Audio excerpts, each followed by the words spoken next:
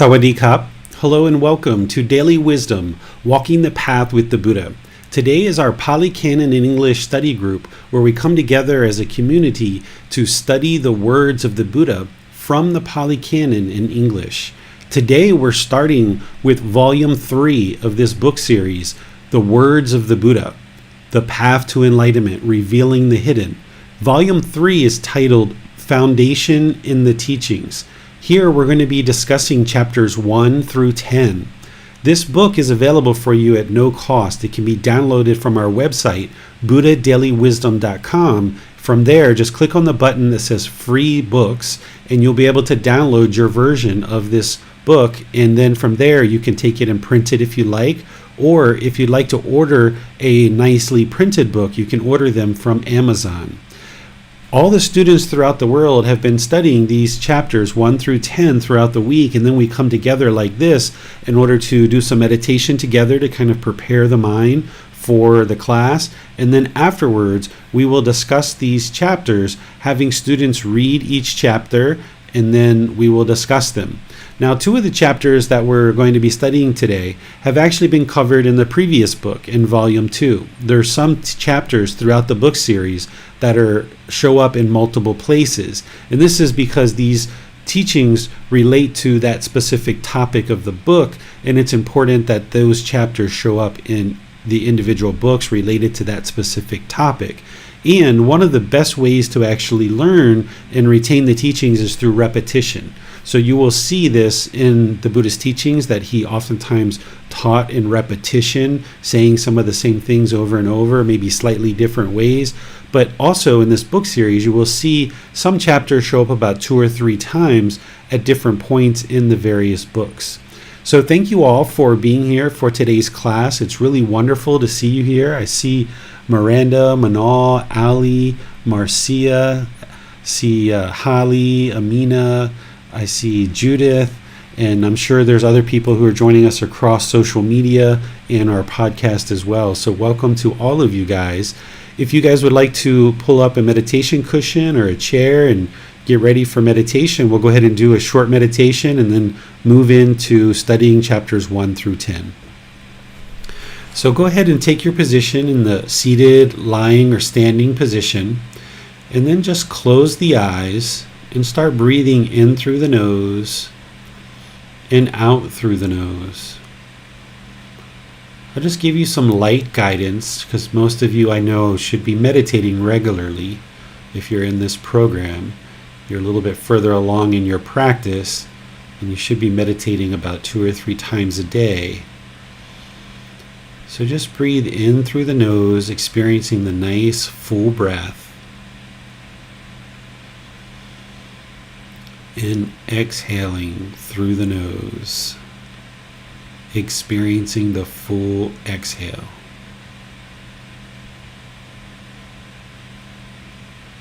Breathing in and out.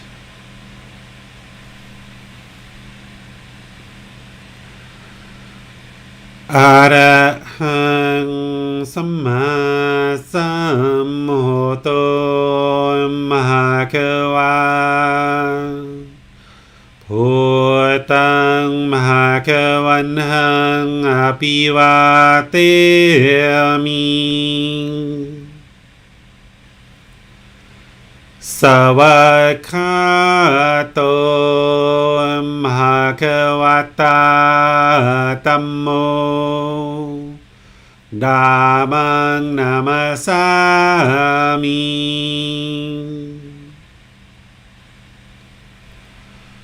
Supatipano Mahakavato Sāvaka Saṅkho Saṅghang Namami Namo Tassa Bhagavato Arahato Samma Sambuddhassa นะโมตัสสะภะคะวะโตอะระหะโตสัมมาสัมพุทธัสสะนะโมตัสสะภะคะวะโตอะระหะโตสัมมาสัมพุทธัสสะอิติปิโสมะคะวะอะระหังสัมมาสัมพุทโธวิจาจารณังสัมโมโน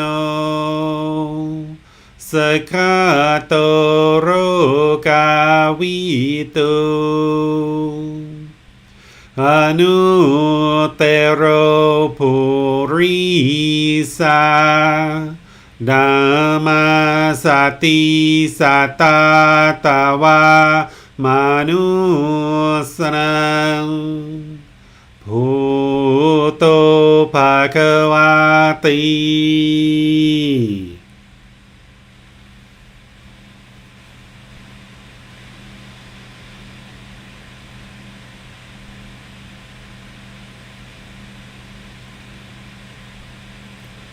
Should be breathing in through the nose and out through the nose. Wherever you observe that the mind is not on the breath, just cut it off, let it go, and come back to the breath.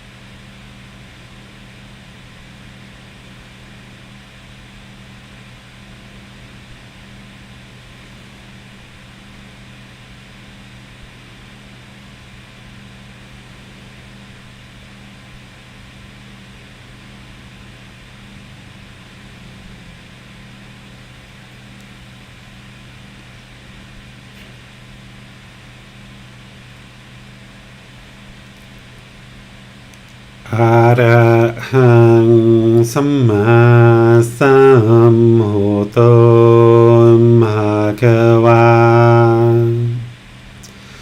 พุทธังภะคะวันตังอะภิวาเทมิสวากขาโตภะคะวะตาธัมโมธัมมังนามัสสามิสุปฏิปันโนภะคะวะโตสาวกสังโฆสังฆังนามามินะโมตัสสะภะคะวะโตอะระหะโตสัมมาสัมพุทธัสสะนะโมตัสสะภะคะวะโตอะระหะโตสัมมาสัมพุทธัสสะนะโมตัสสะภะคะวะโตอะระหะโตสัมมาสัมพุทธัสสะอิติปิโสภะคะวะอะระหังสัมมาสัมพุทโธวิจาจารณังสัมพุโนสคาโตโรกาวิโตอนุเตโรภูริสาธัมมาสติสัตตาตวามนุสนังพุทโธภคะวะติ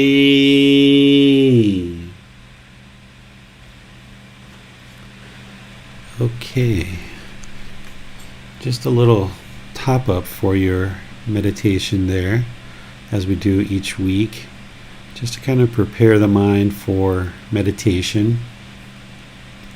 As you guys are meditating at home, I imagine you're doing closer to 30 minutes to really help train the mind.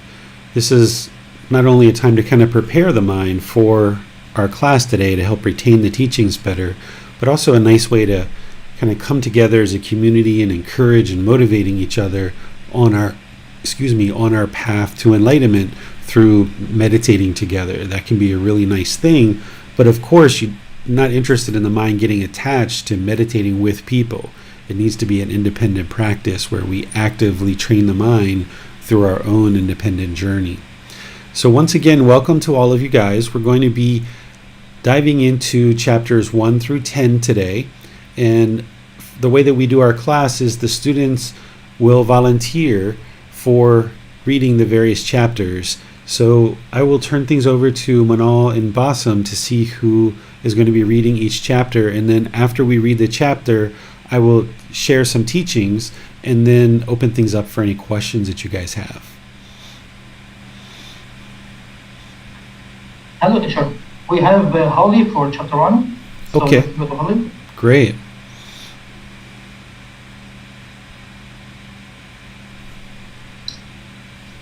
One who points out treasure. Ananda, I shall not treat you as the potter treats the raw, damp clay. Repeatedly restraining you, I shall speak to you, Ananda. Repeatedly guiding you of what to avoid, I shall speak to you, Ananda. The truly dedicated will stand the test. Regard him as one who points out treasure, the wise one who, seeing your faults, guides you of what to avoid. Stay with this sort of teacher. For the one who stays with this teacher, with a teacher of this sort, things will get better, not worse. Perfect. Thank you, Holly.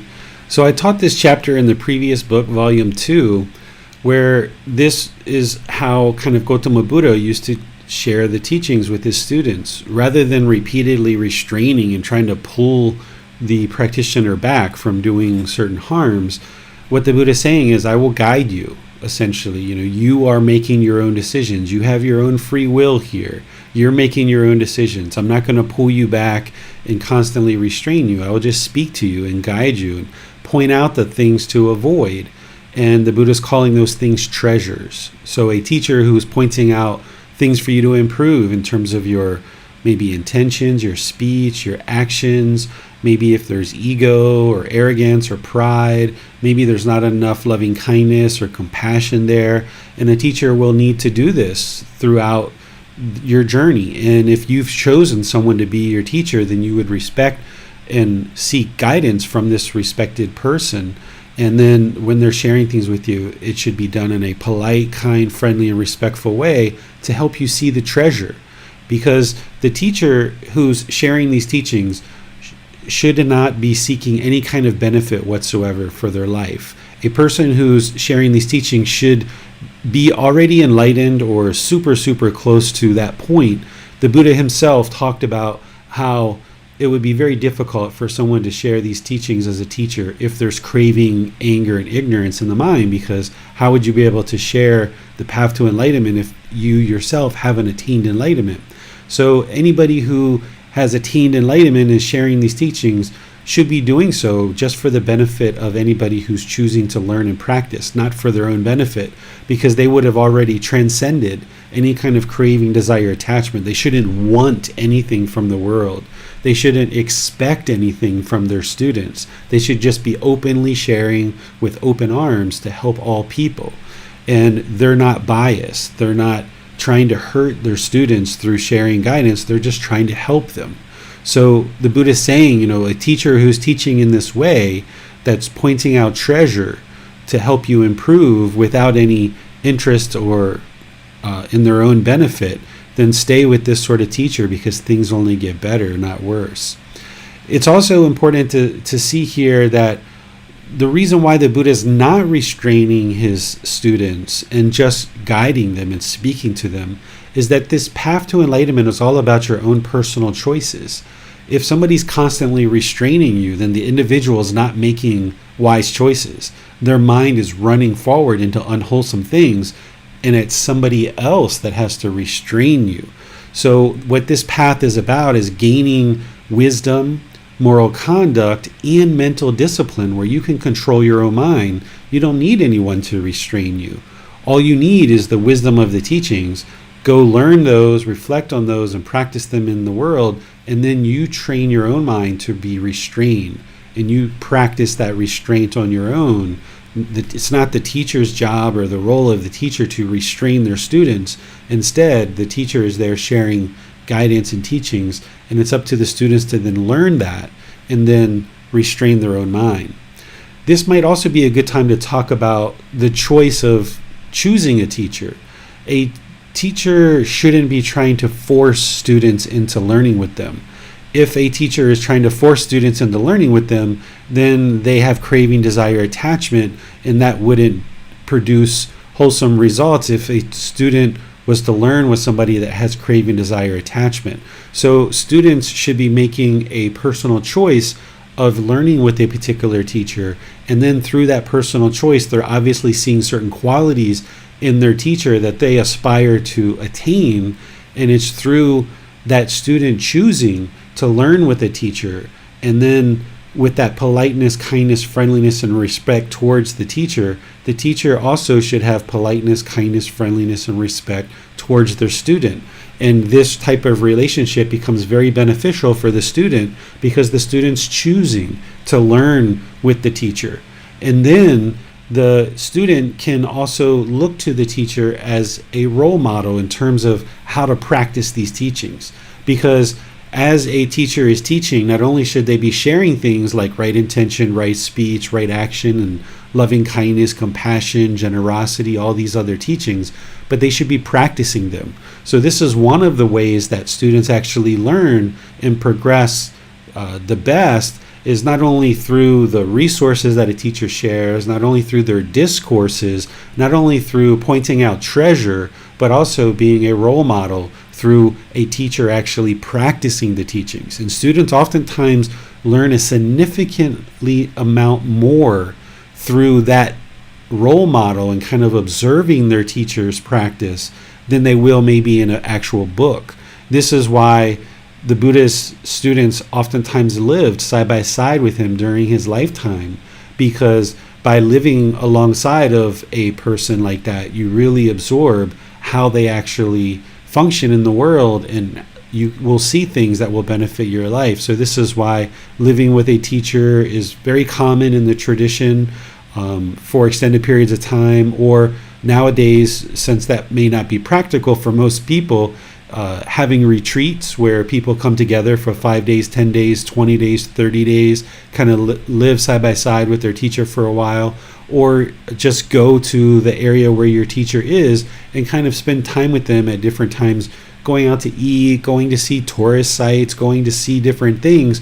You will kind of observe how your teacher functions in the world, and you can observe more of their practice, because there's only so much you can teach in a book or in a classroom, that oftentimes just getting into the world and observing someone's conduct can be very beneficial for a student to absorb the teachings and see how to practice them in the world. This is what we talked about last week when the Buddha said, "One who sees me sees the teachings." So if you lived during the lifetime of Gotama Buddha, he was a living, walking, breathing example of his teachings. And this helped his students to learn the teachings because they could observe how to practice them. So if you have that kind of experience where you can spend some time with a teacher in real life in the world, this can be really beneficial for your practice to observe how to conduct yourself as you try to implement more and more of these teachings into your life. Any questions on this chapter? Doesn't seem to be any question, teacher, for this one. Okay, so let's move on to chapter 2. This is another chapter that was covered in the previous volume. So we'll just kind of look at it here, have someone read it, and then see what questions you guys have.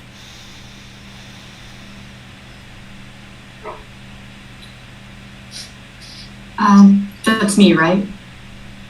For So- chapter 2? Okay. Rare that one obtains the human state. Monks, suppose that this great earth had become one mass of water, and a man would throw a harness with a single hole upon it.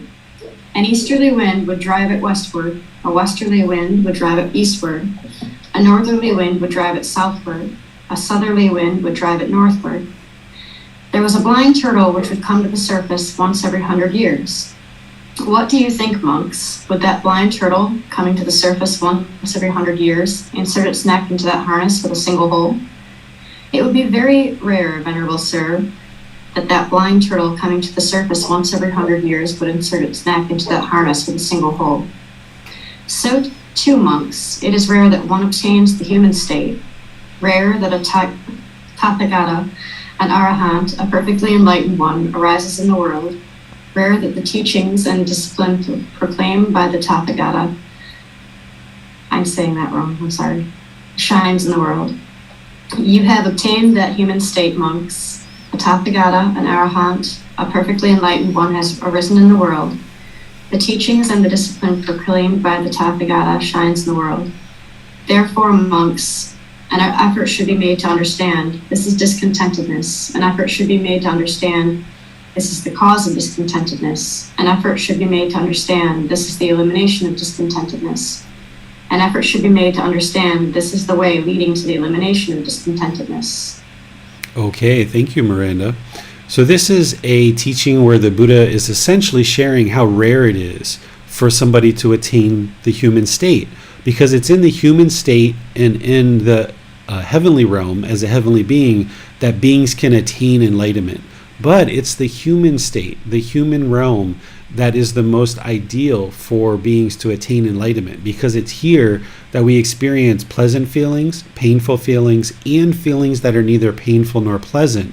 So we tend to have a lot more motivation in order to eliminate those feelings and attain enlightenment. Where beings in the heavenly realm, they experience exclusively pleasant feelings and oftentimes lack the motivation to actually learn and practice to attain enlightenment. So even though pleasant feelings are still discontentedness, there's not the same motivation there because they're experiencing exclusively pleasant feelings. He goes on to talk about not just how rare it is that someone attains a human state, but also how rare it is that a Buddha, a fully perfectly enlightened one, a Tathagata, arises in the world. And during the lifetime of the Buddha, not only did people attain that human state, but they were existing in the lifetime of a actual fully perfectly enlightened one. And during the lifetime of a fully perfectly enlightened one, the teachings are going to shine in the world, because a fully perfectly enlightened Buddha has deep, profound wisdom about the teachings that lead to enlightenment, because they attained enlightenment on their own. So therefore they have deep, profound wisdom of what it takes to attain enlightenment, because they essentially invented enlightenment, for example. Even though they didn't, they discovered the path. So for example, if you had somebody that invented the automobile and you could learn directly from that person, the wisdom would be more penetrative than kind of like 300 people beyond the inventor who may not understand the inner workings of the automobile as the inventor would. So a Buddha is someone who's attained enlightenment on their own without the help of anyone else, so their mind is perfectly enlightened, being unaffected by any teachings whatsoever from any outside source. So during the lifetime of a Tathagata or a Buddha or a fully perfectly enlightened one, the teachings would be shining in the world. So that's the most ideal time to attain enlightenment, is in the human state, when there's a Buddha in existence and when the teachings are shining in the world. And he helps you see that by the rarity of this blind sea turtle coming to the surface after the entire earth has flooded, and it comes to the surface of the earth once every 100 years, and there's this ring that is essentially floating around the surface of the earth. And what's the likelihood of being able to get the head of that turtle into the ring? And remember, this is a blind sea turtle. So the entire earth is flooded. There's this ring floating around the surface of the earth. Once every 100 years, this blind turtle comes to the surface. It's very, very rare for that turtle to be able to put its head through the ring. And that's what the Buddha's saying here. That's how rare it is to actually attain this human state. Questions on this particular chapter? No questions for this one, teacher. All right. Let's move on to chapter 3. Yes. Consciousness conditions, name and form. I have said consciousness conditions, name and form, and this is the way that should be understood. Ananda. If consciousness were not to come into the mother's womb, would name and form develop there? No, Venerable Sir. Or, if consciousness having entered the mother's womb were to be deflected, would name and form come to birth in this life? No, Venerable Sir. And if the consciousness of such a young being, boy or girl, were thus cut off, would name and form grow, develop, and mature? No, Venerable Sir. Therefore, Ananda, just this, namely consciousness, is the root, the cause, the origin, the condition of name and form. I have said name and form conditions consciousness, and this is the way that should be understood, Ananda. If consciousness did not find a resting place in name and form, would there subsequently be an arising and coming to be of birth, aging, death, and discontentedness? No, Venerable Sir. Therefore, Ananda, just this, namely name and form, is the root, the cause, the origin, the condition of consciousness. Thus far then, Ananda, we can trace birth and decay, death and falling into other states and being reborn. Thus far extends the way of designation. Thus far extends the way of concepts. Thus far is a sphere of understanding. Thus far, the round goes as far as can be discerned in this life, namely to name and form together with consciousness. Okay, thank you, Bassam. So this is kind of an expansion on the teaching of dependent origination, which we're going to study in volume 5, volume 14. If you guys would like to look at that, you can go ahead and do that. Because in volume 5, chapter 14, I explain dependent origination there. And that's where the Buddha has his words on dependent origination, but also I explain it as well. Because dependent origination kind of shows up at a couple of these earlier books, but here the Buddha is kind of expanding on dependent origination a bit and connecting it even more so to the cycle of rebirth. Dependent origination is 12 individual conditions that exist that start with ignorance and end up with discontentedness. And it's what arises birth. He shows how this ignorance or unknowing of true reality, step by step, leads to rebirth and continuous discontentedness. So here he's kind of pulling out consciousness and name and form from dependent origination. Name and form are essentially the physical body. That's what form is, the physical body. The Buddha describes it as 4 great elements. He describes it as earth, wind, fire, and water. And during his lifetime, and even now in traditional medicine, they will categorize the different body parts into these 4 elements. So that's what form is, this physical form. What name is it's the other 4 aggregates plus contact. So if you remember, the 5 aggregates are form, feelings, perceptions, volitional formations, which are choices and decisions, and then consciousness. This is what makes a being a being. They have physical form, they have feelings, they have perceptions. This is our opinions or beliefs about certain things. Then we have volitional formations or choices and decisions, and we have consciousness or the mind. And these are the things that determine that there's a living being. So what name and form is it's name is feelings, perceptions, volitional formations, and consciousness, along with contact. What contact is contact through the 6 sense bases of the eyes, nose, ears, tongue, body, and mind. And then the form is that physical form, that same form from the 5 aggregates. So essentially, whenever you see name and form, you can just think of a human being. This is kind of like a way to label a human being. And the Buddha is describing it in much more detail, but it also relates to animals too, because animals have name and form. But afflicted spirits, beings in hell, and beings in the heavenly realm, they don't have form. So you can think of name and form as being a living being. That's just an easy way. If you aren't interested at this point in remembering the 5 aggregates and contact and all the other things that I talked about, you can just think of name and form as a human being. So what the Buddha is saying here is consciousness, the mind, conditions the creation of a human being. That's what he's saying. And this is the way that should be understood, Ananda. If consciousness were not to come into the mother's womb, would a living being develop there? That's what he's saying. Okay? So it's this consciousness that once this life ends, it's the consciousness and the physical body separate.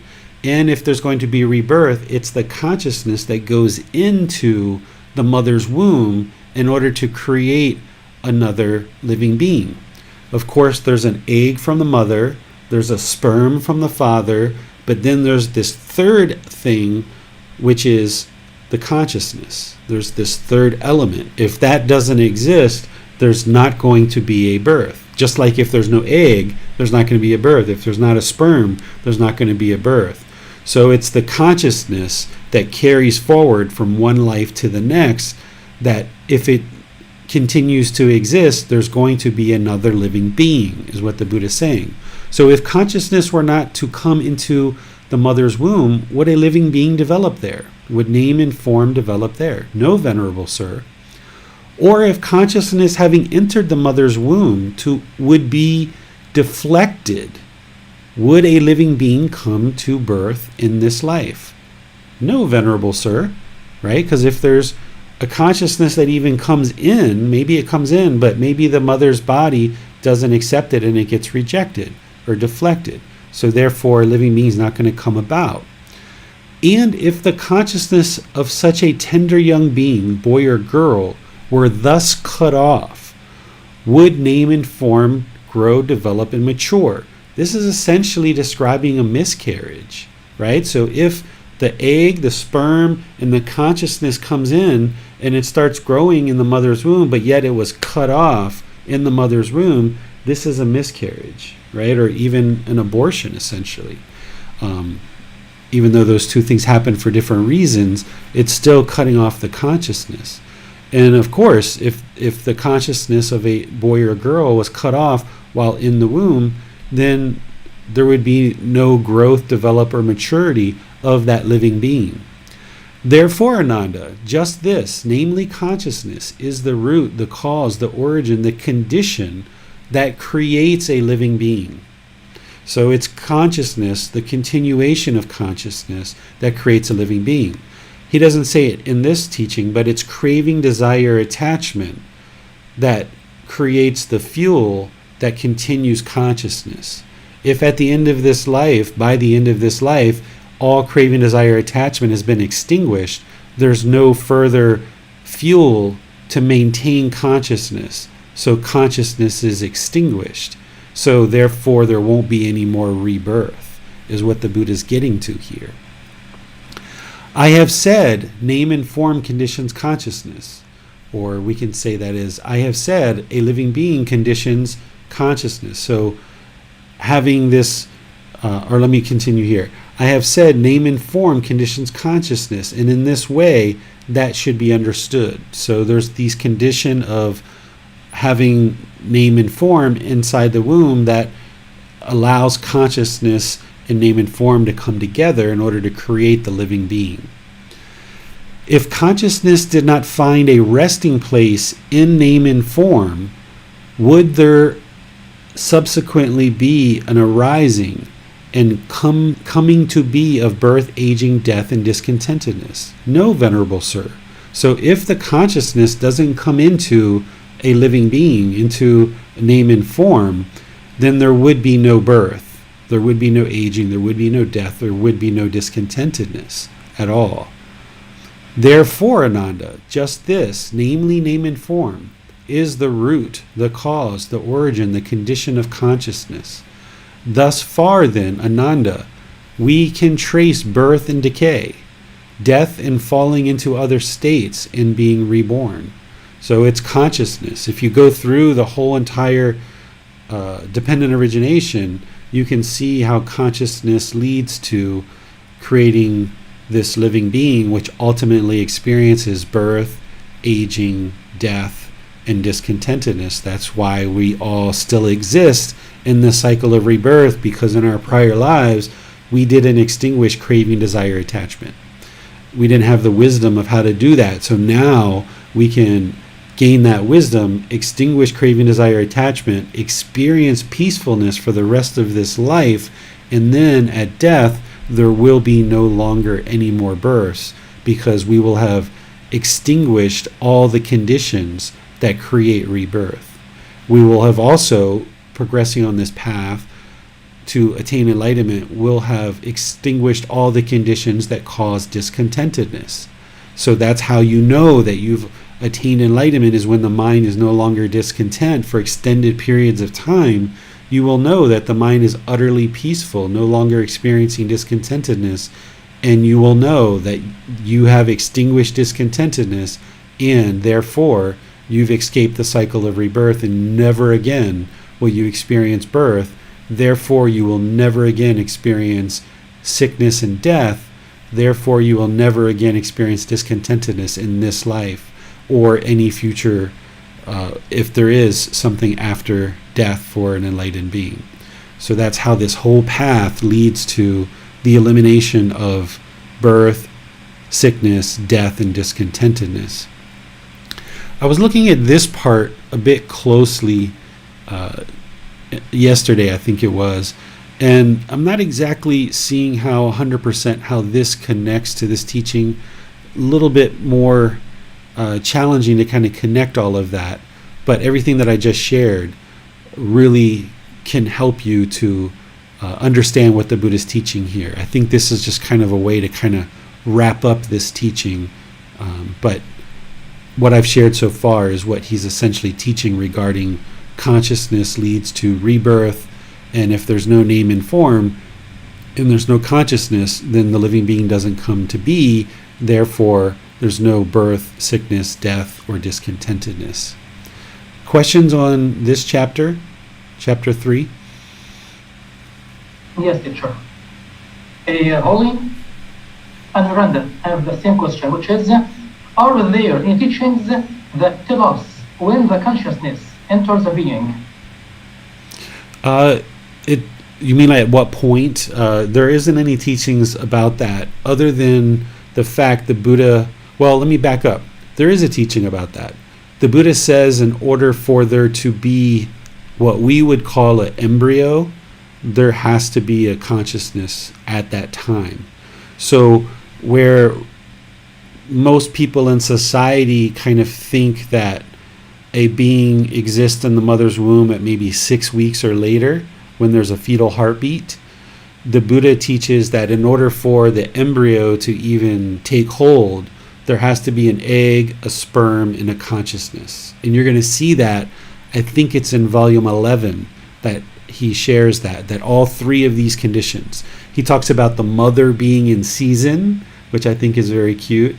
He talks about the father joining the mother, and he talks about the consciousness, that all three of these things have to come together to create a embryo, essentially. Well, Holly has her hand raised. Let's go to her. Hi, I thought it would be faster to just ask than try to type it. So with that answer, my question is based on what was said previously about miscarriage. Does that mean if the consciousness is entered a being at the point of embryo, if the mother has a miscarriage, that means that that consciousness is going to be reborn? Yes, absolutely. In fact, one of the ways that we think about it is that this being was trying to be reborn too quickly, and that's why there was a miscarriage. And this can actually really help. My wife and I experienced a miscarriage prior to Bailan, and she was, I would like to say, maybe about 6 weeks pregnant at that time. And, you know, at that time, her and I weren't practicing very closely. So for about 2 weeks, we were, you know, a bit sad during this experience, because there's attachment that forms even when there's just an embryo in the womb of a mother. So as I looked at this and I started to understand it, the way that Buddhism looks at this and Buddhist teachings look at it is that, okay, there was a being that came to be that created the embryo, but that being was trying to be reborn too quickly, and therefore it didn't hold. And if you think of it that way, it actually helps to release any guilt or any shame or any fear that parents might be experiencing that they did something wrong, because oftentimes when there's a miscarriage, we think that maybe we did something wrong. Maybe the mom feels guilty that she didn't eat right, or she was too stressed, or maybe she was working too hard, or maybe the husband feels like his sperm wasn't strong enough, or he didn't care for the woman enough, and there can be some guilt that comes in because of the attachment that forms. So we can get rid of that guilt and shame and fear if there's a miscarriage, and just understand that, okay, this being was attempting to be reborn. It wasn't the right conditions to create the rebirth. Maybe the name and form, that egg and sperm coming together, wasn't in the best condition for this consciousness to reside in that. So therefore, the mother's body did what it needed to do, which essentially the body maybe rejected the egg and the sperm and the consciousness, or maybe it just got cut off and it just wasn't meant to be. And this can really help to, like I said, relieve any kind of guilt, shame, or fear that might be associated with a miscarriage. But yeah, at that time, as soon as the egg and sperm come together, the Buddha says there needs to be a consciousness at the same time. And this is why people who are practicing these teachings very closely wouldn't have an abortion necessarily. Now, whether it's legal or illegal, that's a whole nother question for people who make laws. But in terms of practicing that first precept, if you are going to practice that first precept very closely about living compassionately for all living beings, at the time that the egg sperm come together in the womb of the mother, it's already a living being. It doesn't matter how many weeks, and it doesn't matter about the fetal heartbeat either. It's already considered a living being, because at that point it already has the 5 aggregates.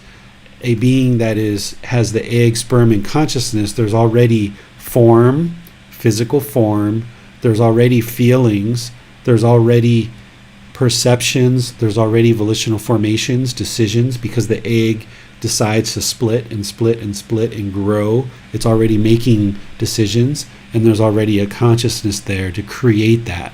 There's nothing else there that could create the separation and growth of the being in the mother's womb. That consciousness needs to be there in order to create its maturity and growth in the mother's womb.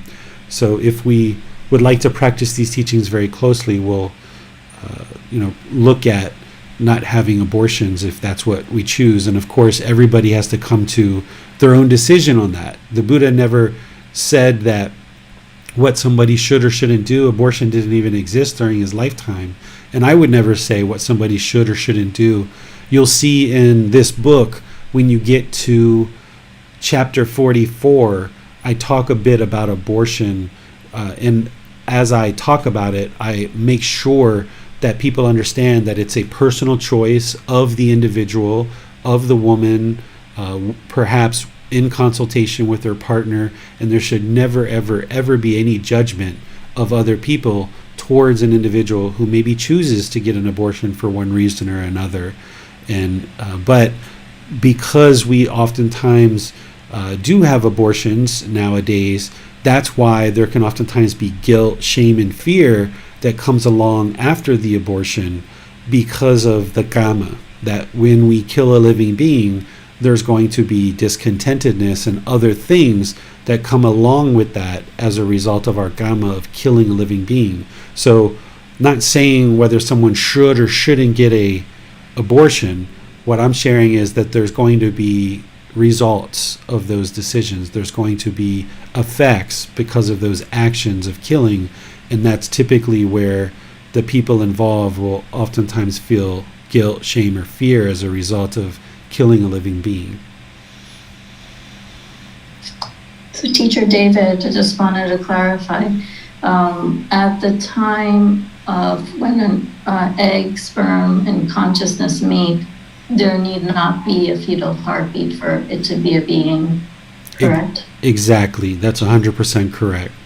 The fetal heartbeat, while we tend to look at it from a medical standpoint, that's when a living being exists, when you look at the Buddhist teachings, this very wise teacher who discovered the entire path to enlightenment on his own, he gives the 5 aggregates as how to determine if there's a living being or not. And a embryo has all 5 aggregates. And not only does he give that, but he also gives this discourse where he talks about these 3 things coming together in order to create a living being. So we've got those teachings from him, and we can see it for ourselves too, that once you understand the 5 aggregates closely, and you see that an embryo, even at the time of conception, has the 5 aggregates, then you'll understand that yes, that's a living being at the time of conception.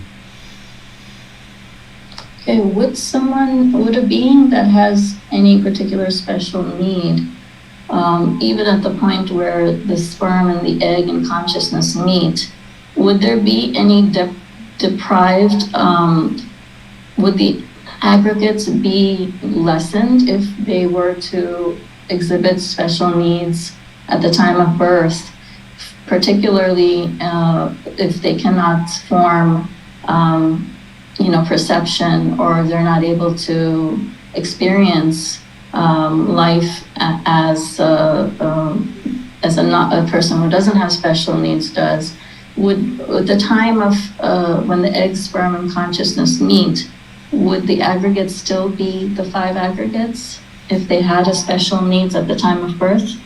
Yes, there's beings that we consider to have special needs, they still have all the 5 aggregates, and they're still experiencing form, feelings, perceptions, volitional formations, and consciousness. It just might not be to the same degree as somebody else. So they're still experiencing all 5 aggregates, and they're still a living being. Okay, just wanted to also scope back to dependent origination. At what point in the path towards learning the teaching is it very critical to fully grasp the dependent origination? I put it in volume 5 of this book series because I think that's about a good time to start looking at dependent origination, but you could actually look at it now if you'd like to understand it, because some of these chapters are, even in volume 2, point to dependent origination. So if you'd like to study that, and you can even talk to me in a private session in order to gain some clarity on that, because that's another one of those teachings that it typically takes multiple times to look at it and having multiple discussions with your teacher to fully understand it. Kind of like the universal truth of non-self. It's one of those higher level teachings that require real deep thought, real clarity of mind, really looking at it closely. Dependent origination isn't something that I would suggest somebody look at within their first 6 months of learning the Buddhist teachings, maybe even within the first year. But then around that year time frame, or when they're starting to get into these books here, that's a good time to start looking at dependent origination and understand that you're not going to understand it right away, and it's going to take multiple looks, multiple reads, practicing it in life to learn it, and multiple discussions with your teacher. And also, the other thing that's interesting, I think, about dependent origination is that I would consider dependent origination the highest, most supreme teaching of the Buddha. If you can dive into dependent origination, look at that multiple times, have multiple discussions with your teacher, and then look in the world and see the truth for yourself, that it is indeed the truth. If you can understand dependent origination over multiple visits, there are no other teachings that are more challenging to grasp and apply and practice than dependent origination. So if you can get that, sure, understanding non-self and applying that, that's challenging, but not as challenging as dependent origination. Sure, looking at the 6 sense bases or the 5 aggregates and some of these other things are a bit challenging, but not as challenging as dependent origination. So oftentimes when people start having the light bulbs go off with dependent origination, I feel like that's a really good sign, because there's no other teachings that are more challenging than that one. And not that it's really that challenging, it just takes you a while to kind of wrap your mind around it. Once you wrap your mind around it and you soak it in on multiple discussions, multiple reads, you realize, oh, this is actually quite easy. This is straightforward. This truly explains everything in such a concise teaching. If you're looking for one place where the Buddha explains the path to enlightenment and kind of like why we experience this cycle of rebirth and discontentedness, it's that. But then it can be challenging when you first approach it, but then when you actually get your mind around it and fully understand it, you realize like, oh wow, it's actually quite straightforward and very clear. It's just because if there's pollution in the mind, which there is for all unenlightened beings, and not understanding dependent origination means there's still pollution in the mind. So because of the pollution in the mind, that craving, anger, and ignorance, and knowing of true reality, that's what's making it challenging to understand dependent origination. But once you understand it, that can actually help eradicate some of that ignorance, a big portion of that ignorance in the mind about the natural laws of existence. And when you do read that, learn that, have multiple conversations, and you finally grasp it through practice and observing its truth, wow, it can really open a lot of light bulbs for you. It can really open your eyes very wide. Thank you. You're welcome. So yeah, feel free to go ahead if you guys would like and go to volume 5 at some point in the coming weeks. Look at chapter 14. I explain it there. The Buddha explains it there. Even chapter 15 has some of the Buddha's description of it as well. And then feel free to schedule personal guidance sessions to talk about it, and we can discuss it. When we get to volume 5, we will discuss it, but feel free to go ahead, and because you're going to need to read that multiple times and absorb it multiple times to really grasp it.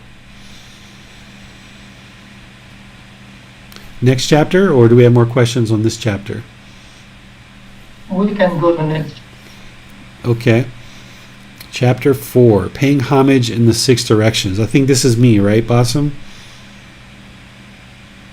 Yeah. Yes, exactly. Yeah. Okay, so I picked this chapter because it's pretty long, and I figured I would just kind of read it a little bit more expeditiously and then kind of teach it as we go, rather than have you guys read it and try to retain all of that all the way through and then I actually teach it.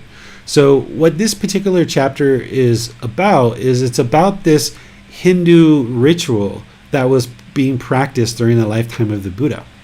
There was the Buddha lived in an area of the world where Hinduism was being practiced, and his teachings were all completely unique in some ways, some pretty significant ways, to helping people understand this path to enlightenment. And one of the things that he used to do is he would kind of commandeer something or look at something that people were already familiar with, and then he would kind of cast it in a new light in order to help them learn and practice the path to enlightenment. So for example, this paying homage in the 6 directions, Hindus during the lifetime of the Buddha were already worshiping 6 directions, the 4 directions of the compass, north, east, south, and west, the zenith, which is above your head, and the nadar, which is below your feet, these 6 directions. They were worshiping in these 6 directions. So this particular teaching picks up where the Buddha is actually walking along the street, if I remember correctly, and there's this young boy who is actually doing this rites and rituals, worshiping in the 6 directions, and ultimately ends up asking the Buddha, can you teach me the proper way to do this?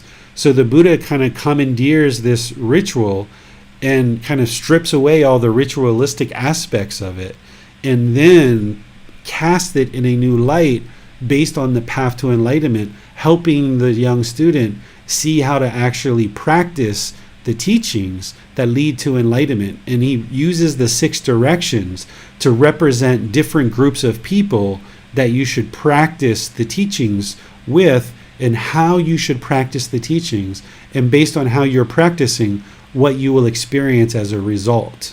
So let's go through this, and I'll read it and help you guys see a little bit more of what I'm talking about. Well, Venerable Sir, how should one pay homage, respect, to the 6 directions according to the Noble Discipline? The Noble Discipline is the Buddha's teachings.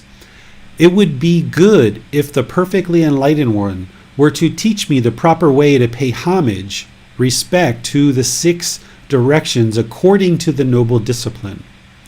Young householder, this is the Buddha talking. Young householder, it is by abandoning the 4 defilements of action, by not doing evil from the 4 causes, by not following the 6 ways of wasting one's substance, through avoiding these 14 evil ways, that the Noble Discipline covers the 6 directions, and by such practice becomes a conqueror of both worlds, so that all will go well with him in this world and the next. And at the breakup of the body after death, he will go to a good destination, a heavenly world. So remember, Hindus are practicing certain rites, rituals, ceremonies, and worship in order to get to heaven, I think is what they teach. So the Buddha is saying, the way that you can kind of conquer and gain peace in this world, and if you're reborn in the heavenly world, it's through practicing what the Buddha is about to teach him, not practicing these rites, rituals, ceremonies, and worship. So then the Buddha goes on. What are the four defilements of action that are abandoned? Taking life is one. Taking what is not given is one. Sexual misconduct is one. False speech is one. So these are 4 out of the 5 precepts. He's saying this is how, to abandon these 4 defilements. These are the 4 defilements of action that he abandons. What are the 4 causes of evil from which refrain? Evil action springs from craving. It springs from anger or ill will. It springs from ignorance, the unknowing of true reality. It springs from fear. So any kind of evil actions, any bodily actions, the Buddha is saying that this is all caused by craving, anger, and ignorance, as well as fear. He also talks about this as the natural law of karma. He talks about all evil, unwholesome karma arises from craving, anger, and ignorance. So we produce all unwholesome, all unskillful actions through craving, anger, and ignorance when the mind is polluted. And then he adds the fear in here. If the noble disciple is one who's practicing very close, a student who's practicing very closely. If the noble disciple does not act out of craving, anger, ignorance, the unknowing of true reality, or fear, he will not do evil from any one of the 4 causes. So when you eliminate craving, anger, ignorance, and fear, then your bodily actions and all your decisions will be purified, that you'll make wholesome decisions. And which are the 6 ways of wasting one's substance that he does not follow? Addiction to strong drink and sloth-producing drugs, substances that cause heedlessness, is one way of wasting one's substance. Haunting the streets at unfitting times is one. Attending fairs is one. Being addicted to gambling is one. Keeping unwholesome company is one. Habitual idleness is one. So let's look at these closely. So if you've had experience with any of these things, you can reflect on this and see the truth for yourself. If you've ever indulged in your certain times of your life in strong drink or sloth producing drugs, substances that cause heedlessness, during that time it wasn't a very productive time in your life, and you were wasting your substance, you were wasting your ability to have beneficial outcomes for your life. That's essentially what the Buddha is saying here. So you've already got that background and that experience. Haunting the streets at unfitting times is one. I really like this. I certainly used to haunt the streets at unfitting times, going out late at night.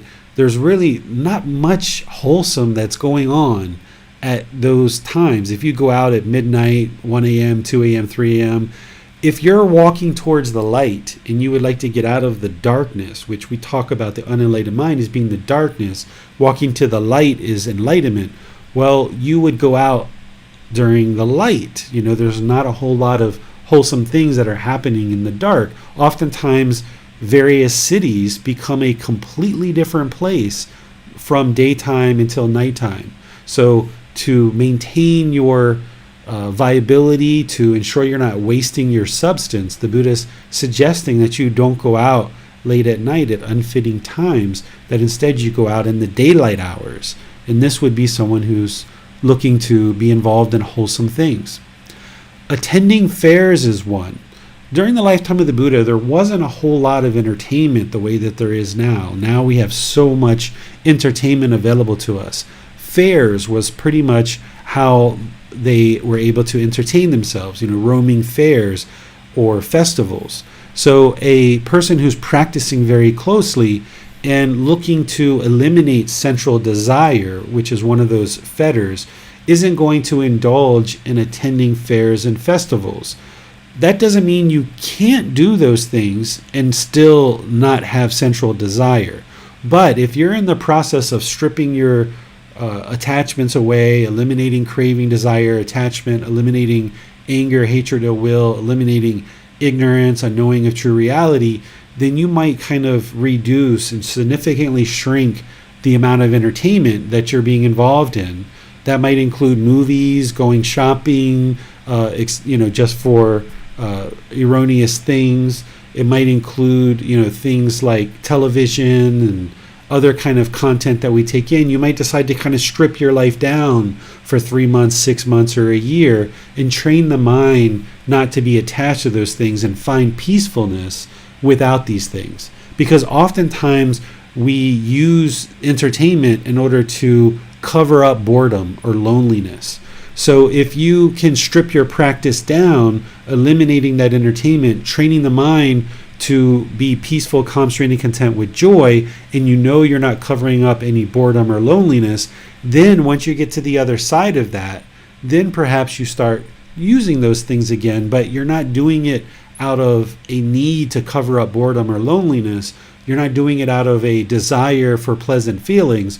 You're just maybe going to take in a movie and kind of enjoy the experience of spending time with your family or friends and enjoying entertainment.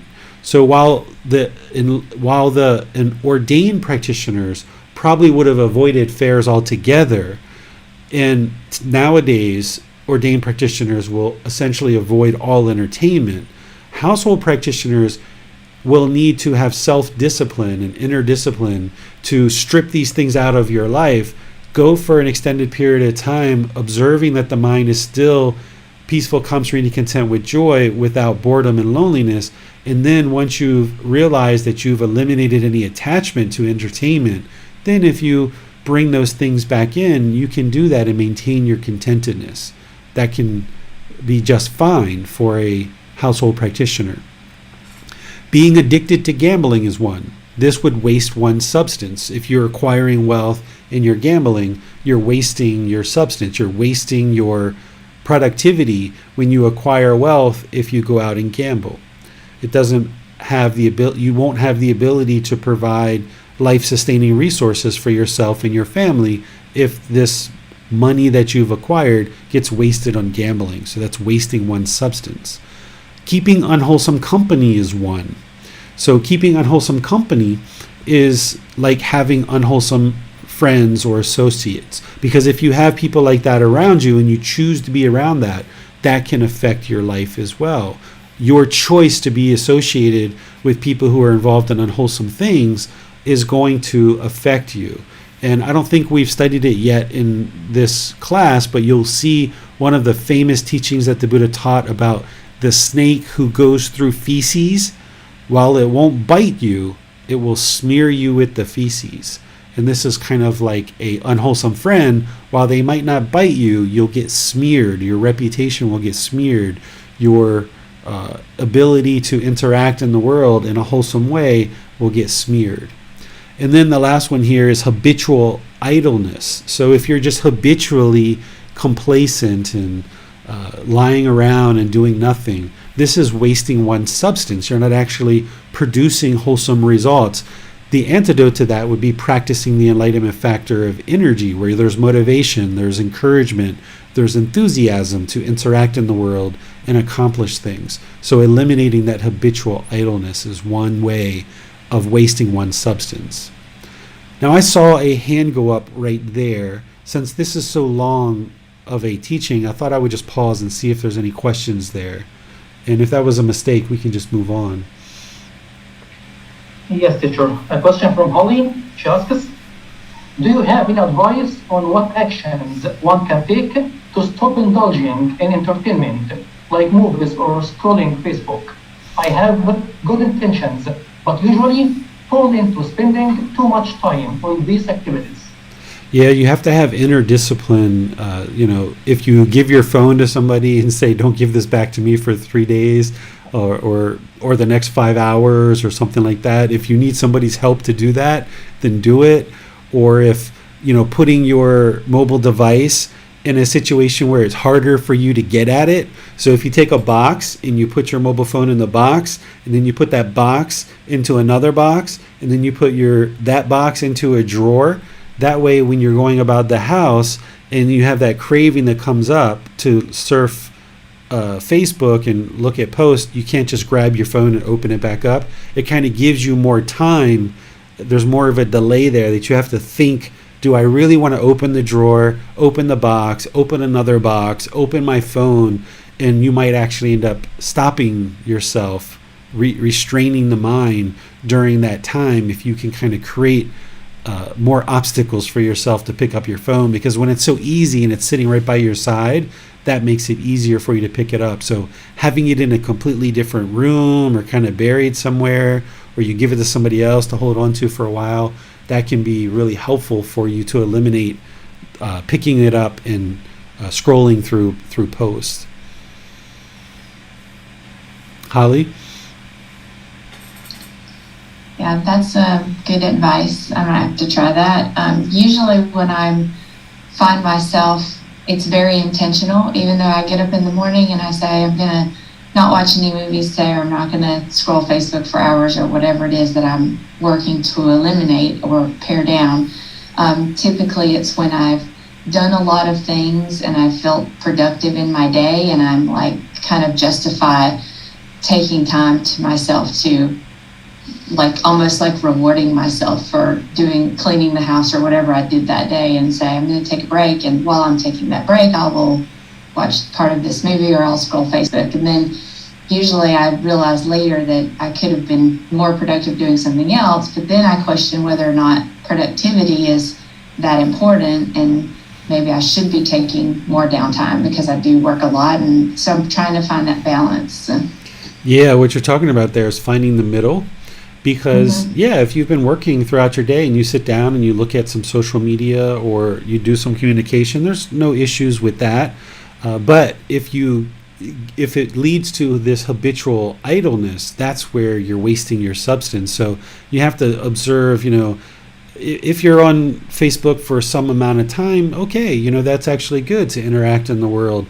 But if it becomes like 3 hours a day, 10 hours a day, and you're not actually using it to be productive, it's just kind of like almost idleness, just kind of occupying the mind, then that can be problematic. So it's not necessarily about the amount of time that we spend, because you guys probably know I spend a lot of time on Facebook, and Facebook is a tool for me to be able to share these teachings. So it's not necessarily just about the amount of time we spend on Facebook. It's about what we're doing to produce beneficial results in the world. So Facebook can actually be quite beneficial for certain people. So you have to look at, are you living a balanced life? Do you have, trash piling up around you while you're on Facebook? Or are you genuinely taking care of the things that you have to take care of, and you're just using this as a way of kind of relaxing, as you say? One of the things to observe is, try to go without Facebook for 3 days or 5 days or a week and see how the mind feels during that time. And if you observe this craving that you want it and you want it and you want it, then there's a craving there. And what you should do is you should just not use Facebook for an extended period of time. And it can sometimes be a week, 2 weeks, 3 weeks, a month. And then once you observe that the craving's not there anymore, then you can pick up and start using Facebook again, because you've extinguished the craving. But if the mind is obsessing about it and constantly thinking about, I wonder what's going on, I should post that, or I wonder what my friends are up to, I should check, has anyone liked my post or not? These kind of obsessive thoughts indicates that there's craving there, and you need to extinguish that in order to get to enlightenment.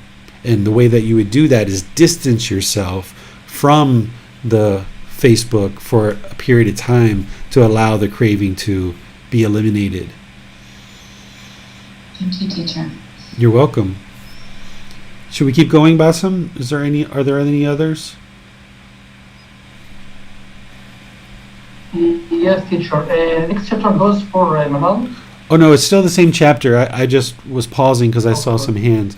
So the next part here is, and how, householder's son, does the noble disciple protect the 6 directions? So this is where the Buddha now introduces the 6 directions, these 6 groups of people, of things that we can practice in order to honor and respect the 6 directions, or these 6 groups of people. So these 6 things are to be regarded as the 6 directions. The east denotes mother and father. The south denotes teachers. The west denotes wife and children. And of course, you can substitute life partner there. He was talking to a young boy, so he used wife, but you can substitute life partner in there as well. So the west denotes life partner in children.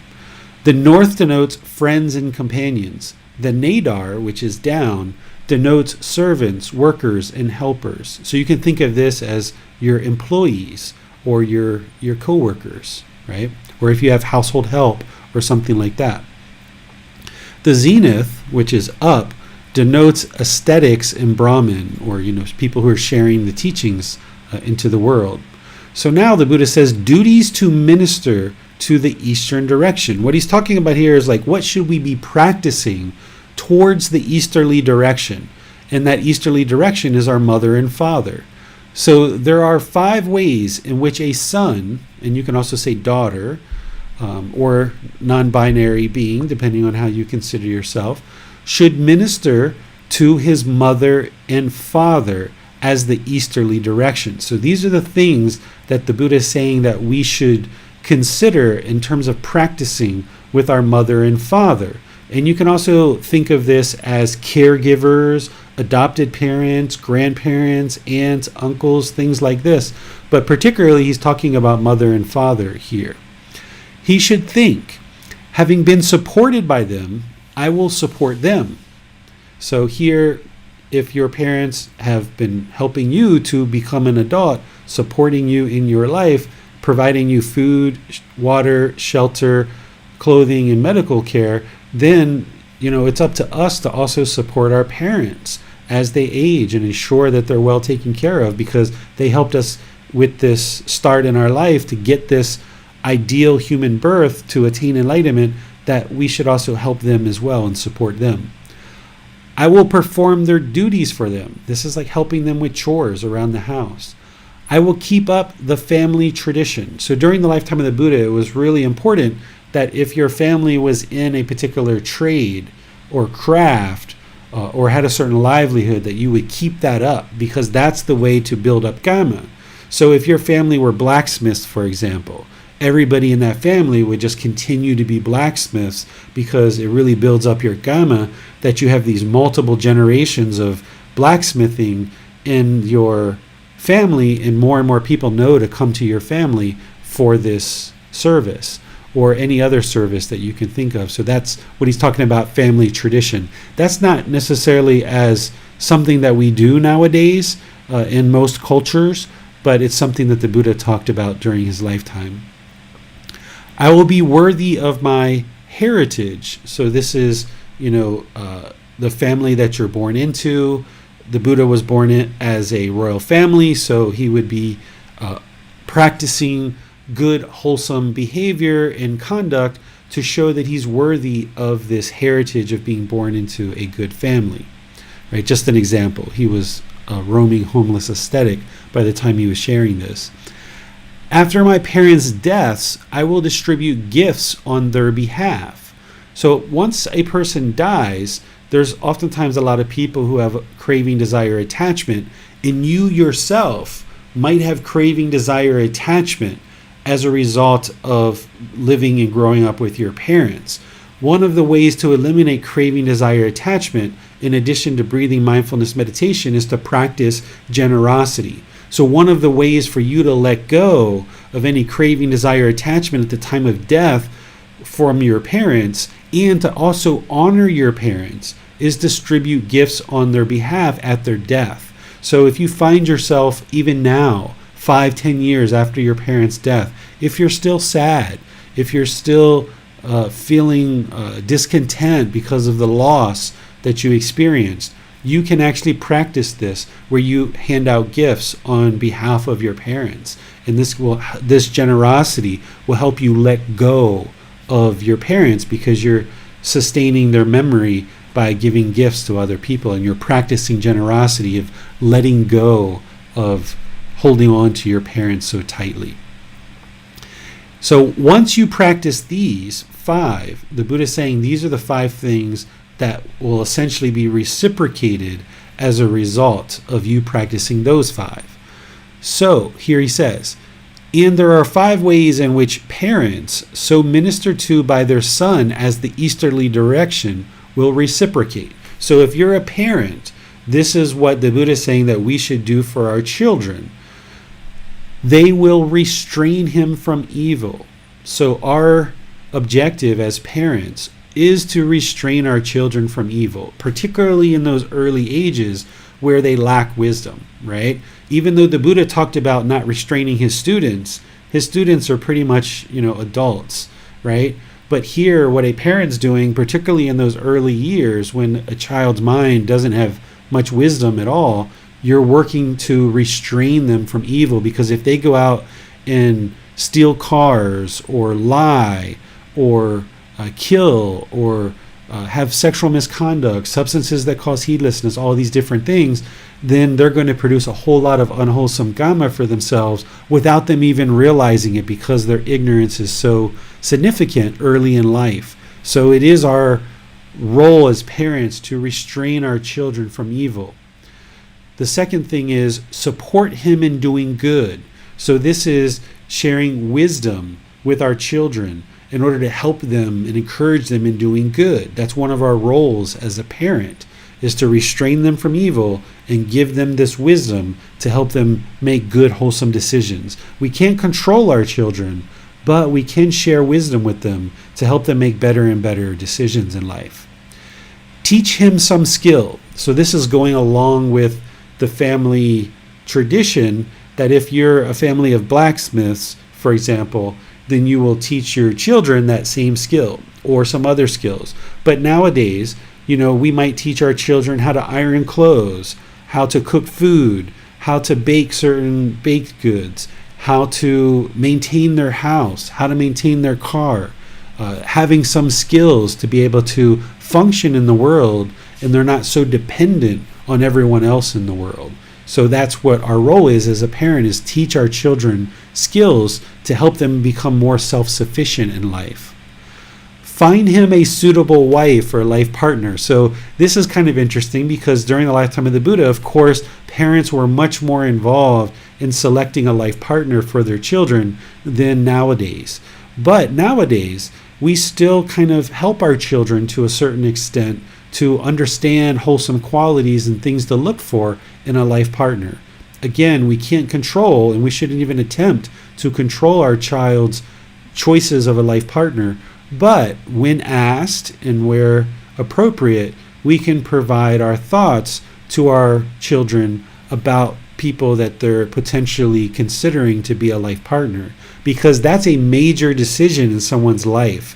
And choosing a certain life partner is going to have long-lasting effects in their life. So a individual who's choosing a life partner, if there's craving, anger, and ignorance in the mind, which there probably is, then they might not be seeing true reality very clearly. So it's our role and responsibility as a parent to kind of provide advice as appropriate to help our children make very suitable choices as it relates to life partner. But then once we give that advice, we need to be unattached to it and accepting whatever decisions our children make. In due time, hand over his inheritance to him. So during the lifetime of the Buddha, inheritance was handed over to children prior to the parents' death.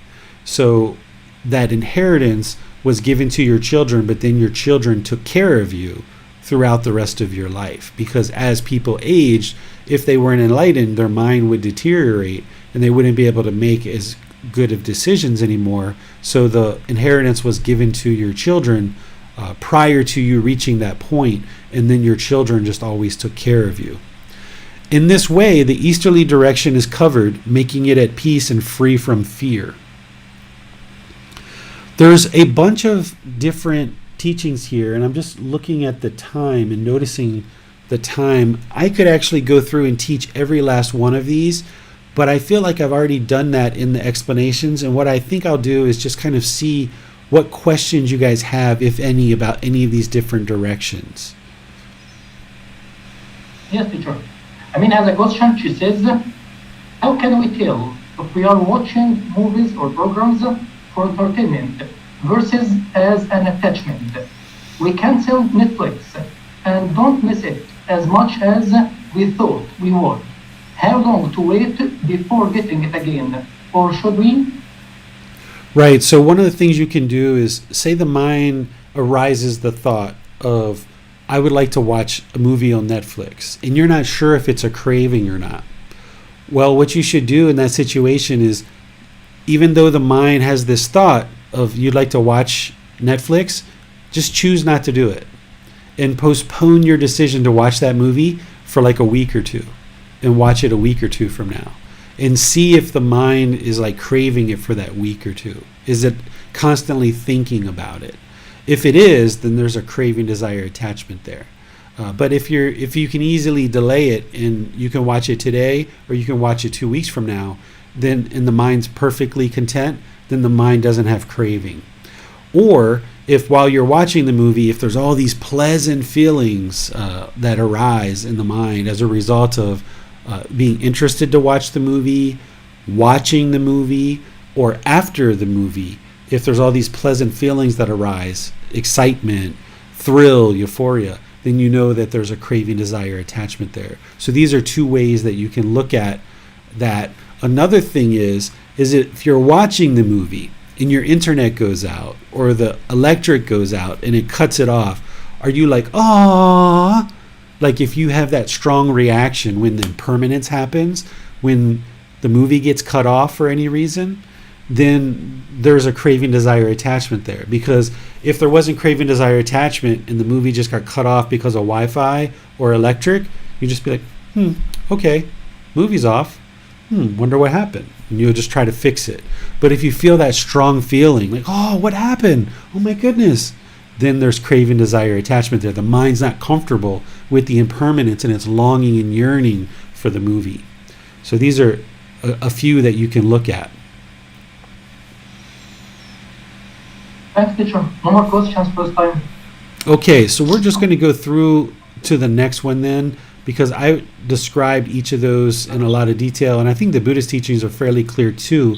But if you have any questions on any of the individual aspects of the 6 directions, just let me know. You can post a question in Facebook. You can reach out to me in all the other ways that I offer help. So let's go into chapter 5. Yes, this one goes to Manon. Yes. 4 worthy deeds to be undertaken with wealth.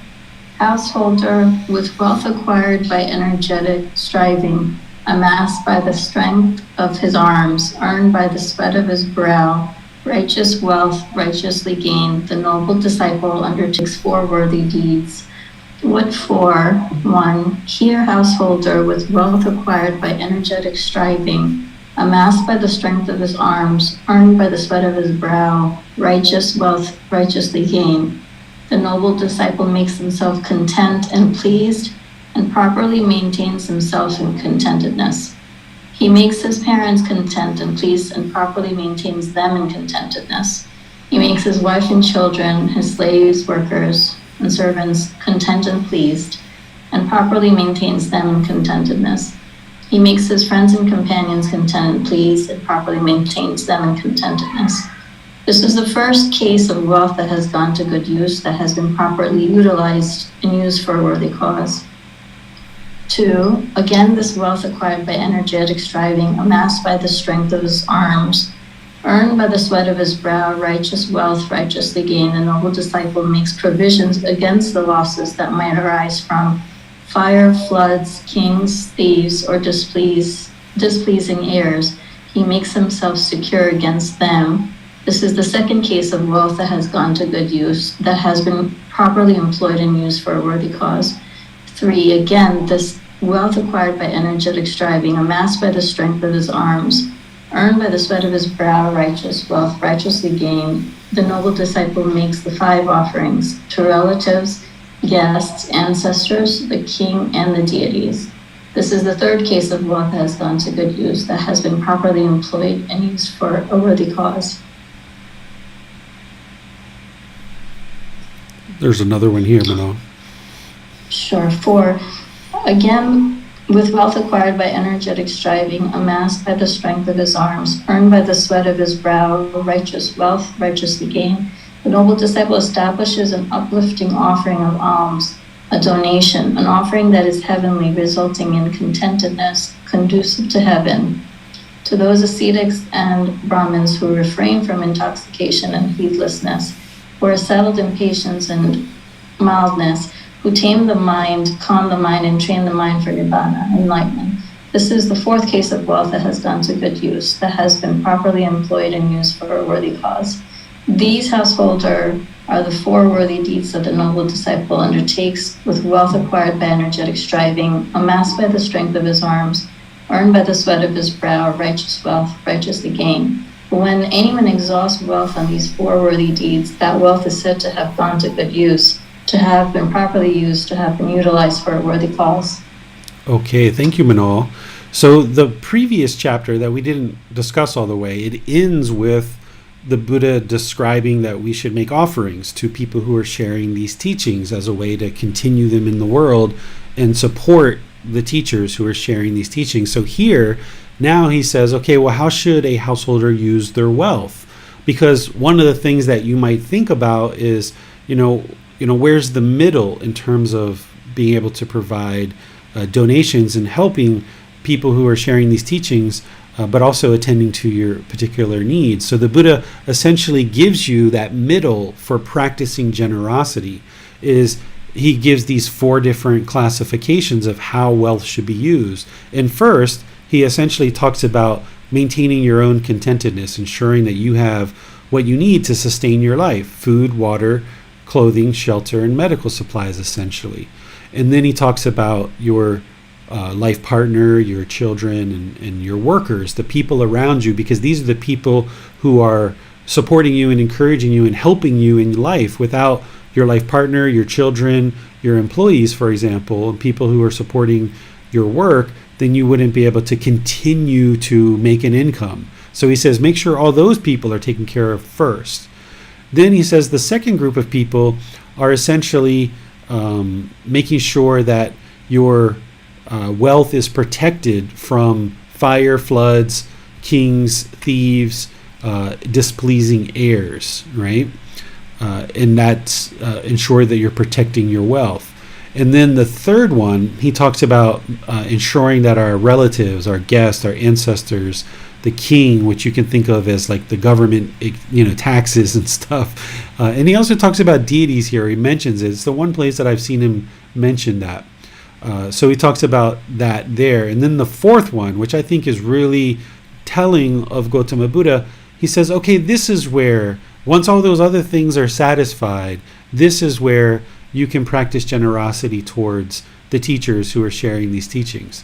And I think this is really important for anybody who practices generosity towards supporting these teachings, that yes, we need to support these teachings in the world, but you can't continue to support these teachings with extensive amounts of wealth if you yourself don't even have food to eat, for example. So you have to be sure that you work on satisfying your own needs and the needs of those people around you before you can actually start making offerings. Or maybe you make very small offerings, maybe like $1 or $5. And then as you learn these teachings more, you improve your life, your income expands, then maybe you increase if you would like to. But that's totally a personal choice.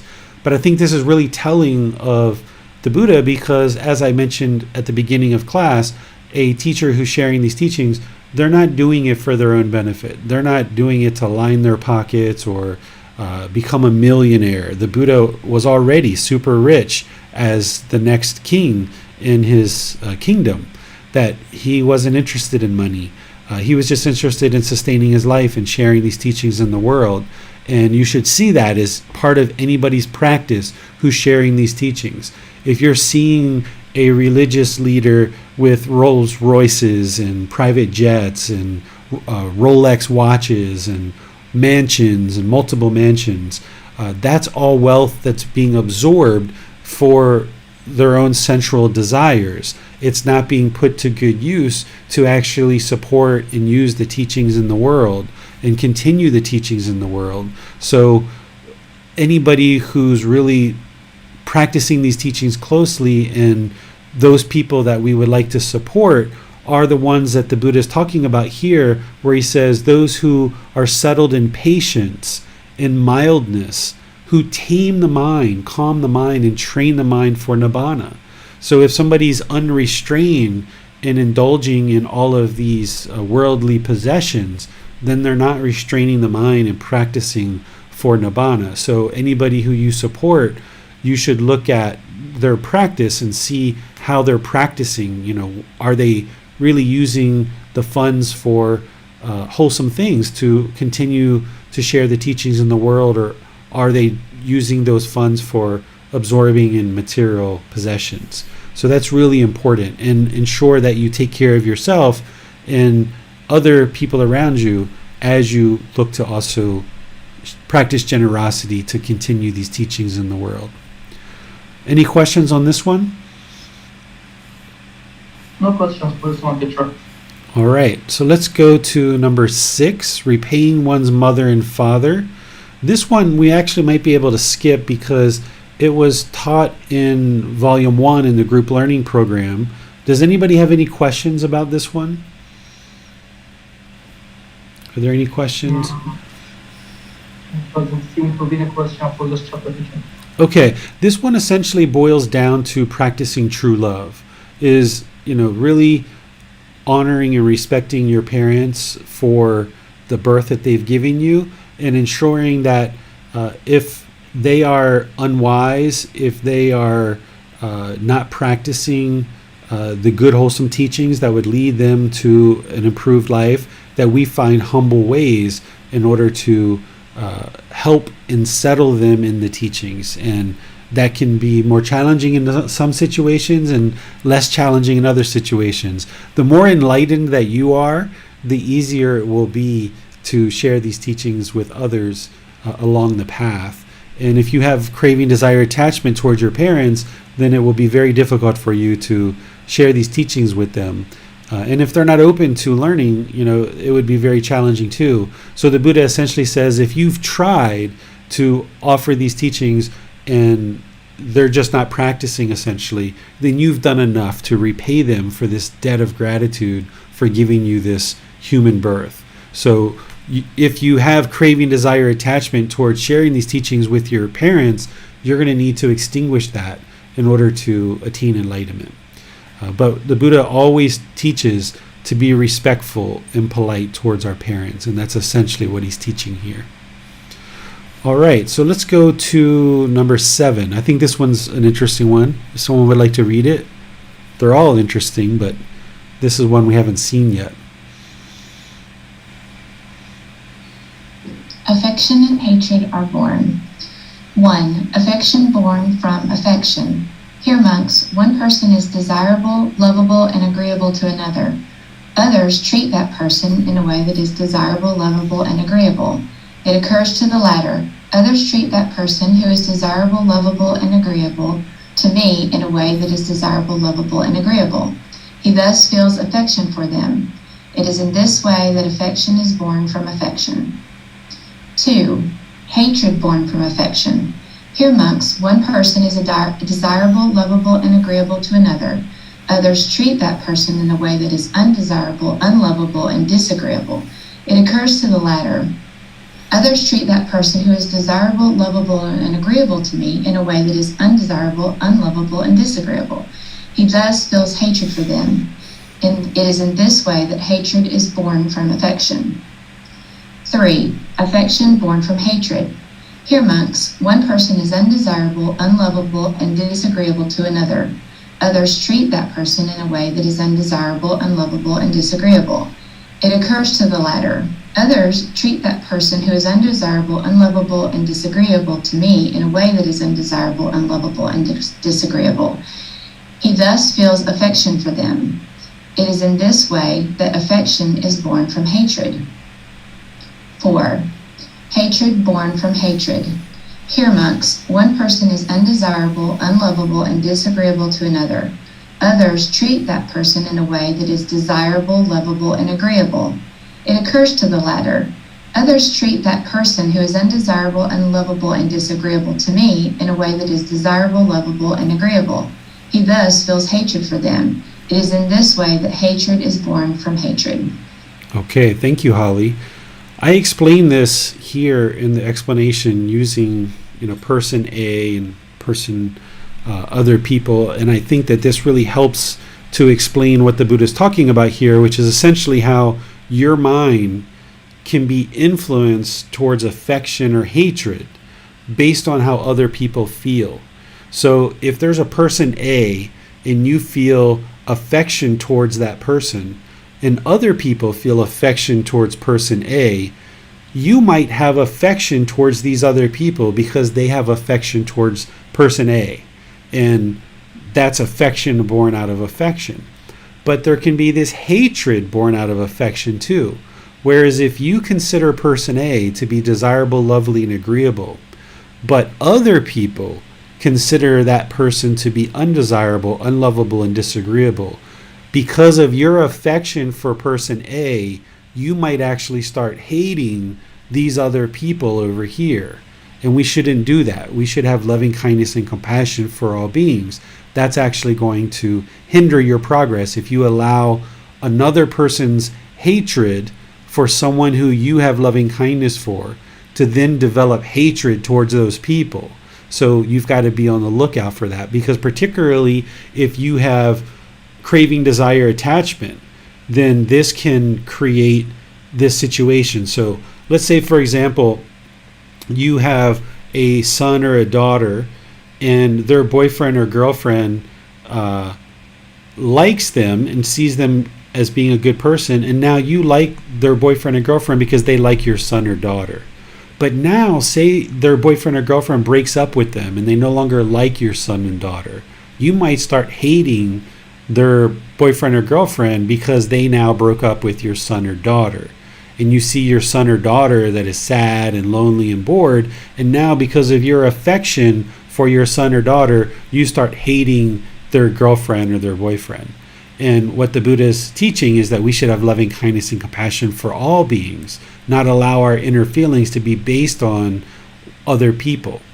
And he goes through these scenarios where affection born from hatred, whereas if person A is undesirable, you consider them to be undesirable, unlovable, and disagreeable, and other people also consider them to be undesirable, unlovable, and disagreeable. Now you have affection for these other people because both of you hate the same individual, but now you have affection for these other people because of their hatred matches your hatred, right? This isn't a wise way to practice these teachings. That wouldn't lead to enlightenment.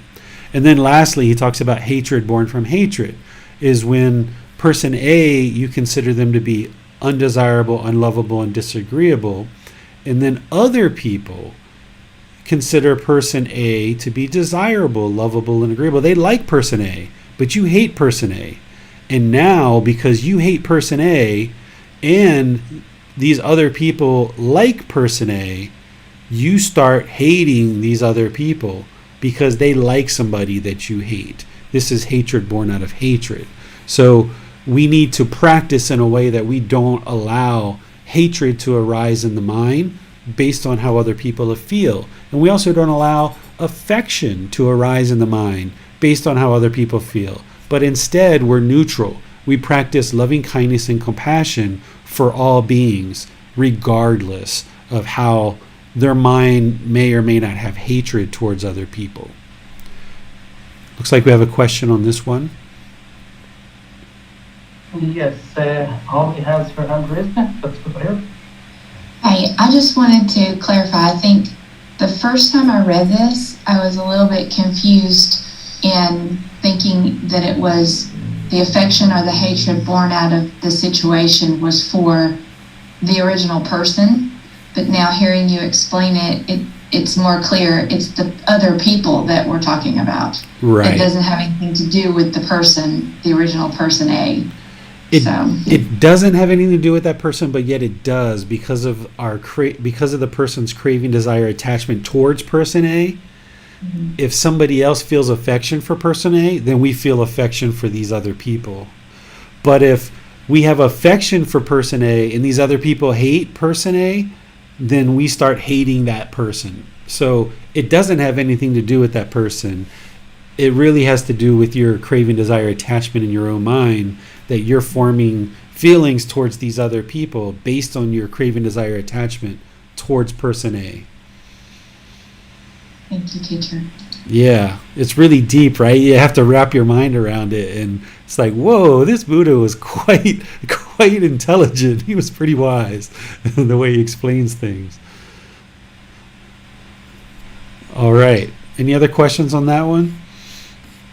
I think when I think about this, I in my mind as you're describing it, I'm thinking about sports teams and politics more than anything else, because when people don't like a certain political party, you gang up on them. And also in Facebook too, a lot of vegans are a little bit hostile too about their beliefs on veganism and non-vegans. It seems that they just kind of gang up on each other with this hatred or affection. We love the vegans because they're on our side, and we don't like the non-vegans because they eat animals. And the same thing with politics and sports. I know growing up in a football arena type situation, if you had friends that were a sports fan, you just didn't hang out with those people because they liked the wrong team. And it's even as little kids, we're taught that. So very good point, Holly. That's 100% true. And taking that even additionally from there is like, say you're reading a certain post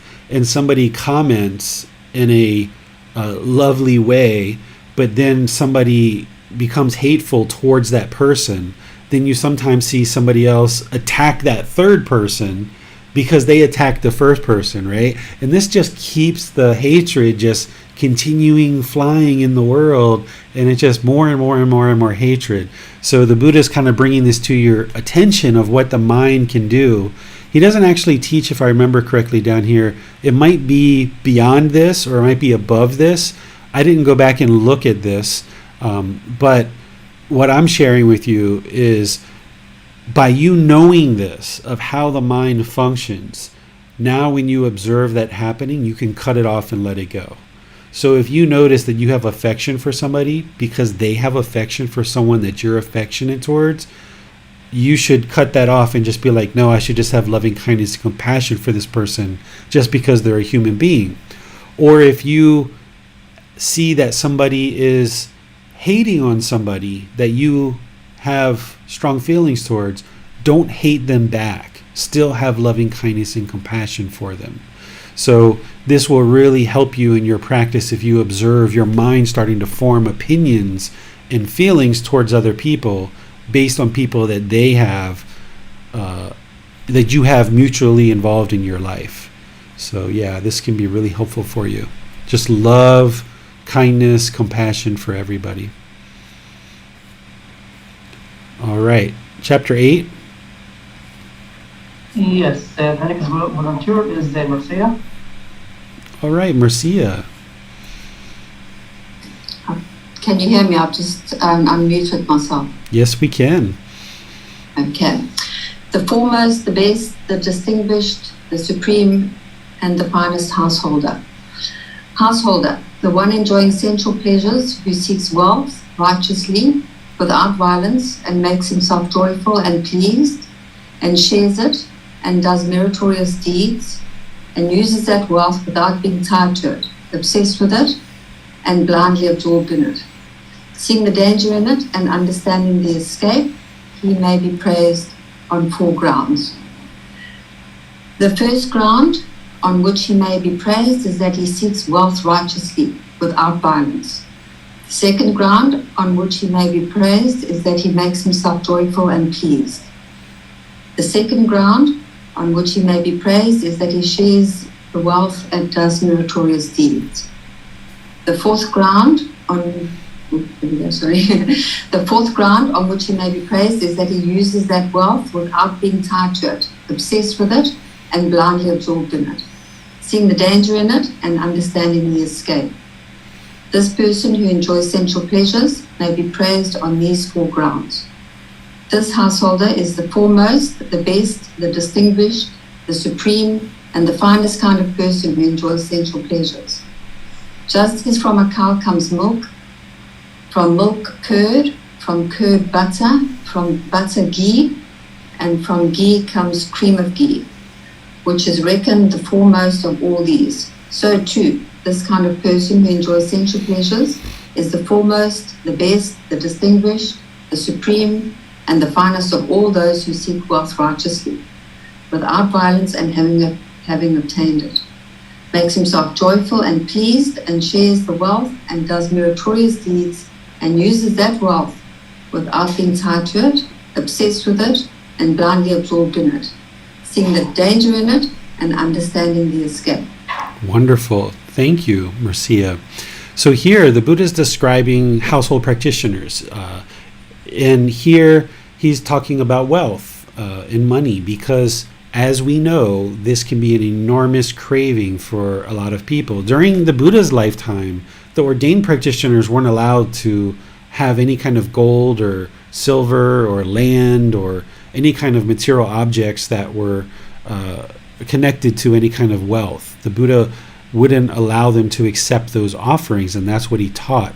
Today, it would almost be impossible for ordained practitioners to function without some kind of currency in their pocket, just to take a bus or to buy a little bit of food here or there or something. So they do have money, but they're not supposed to have an enormous amount of money sitting somewhere. Oftentimes, ordained practitioners who are practicing closely will have another person have their bank account, and any kind of monetary offerings that are made to them, it gets handed over to that person, and then they kind of regulate the money. But in the household life, we are going to need to have money. We're going to need to have a house and cars and certain material possessions. And what the Buddha is essentially saying here is that we should ensure that we're not having craving, desire, attachment, being obsessed and absorbed, this blind absorbment in this wealth and in this money. And having done so, then household practitioners should be praised in terms of what are the things that he looks for in terms of what makes the superb or the supreme or the distinguished or foremost householders. And he talks about these four things. That first, he seeks wealth righteously without violence. That's essentially practicing right livelihood from the Eightfold Path. Those 5 wrong livelihoods would cause harm in the world. So if you're practicing or if you're not practicing those 5 wrong livelihoods, then okay, this first ground, this first situation, the Buddha is saying, okay, you should be praised for that in terms of you've done well, that you're not causing harm in the world through your livelihood to sustain your life and to produce wealth. The second ground is that we make ourselves joyful and pleased, that we tend to our own needs with the wealth that we have acquired, that we don't just make money and give it all away and we're barely able to eat any food and take care of ourselves, but instead we take care of ourselves and ensure that we have the things that we need as well. The third thing he says is that we should share our wealth, and essentially this is practicing generosity and performing meritorious deeds. This might be that you help out an orphanage, you help out some people in your community, you help out some family members, maybe you share some offerings with people who are sharing these teachings in the world. All these different ways that we can share our wealth and not just hold on to it selfishly. So he says that's the third thing. The fourth thing on which he says that we should be praised is not being tied to the wealth, not being obsessed by it, blindly absorbed in it, and see the danger that if we hold on to money too tightly, then this is going to cause danger in terms of we're going to experience discontentedness. And he says that a superb, a distinguished, the foremost supreme householder will understand the escape from this obsession, from this craving. The escape is the Eightfold Path. The Eightfold Path is the way to escape, training the mind to eliminate this craving, desire, attachment. And he uses this analogy of the milk being churned and creating higher and higher qualities of products, because it goes from raw milk to milk curd to curd butter to butter ghee to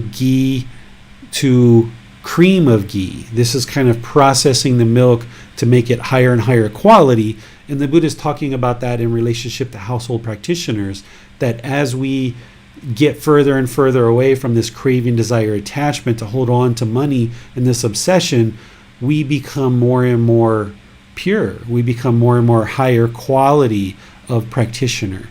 And he's saying that's what we should look for, and we should aspire to practice. So he used this analogy of milk because people would have understood that during that lifetime when people were using milk to produce these various products. Any questions on this one? No question this time, teacher.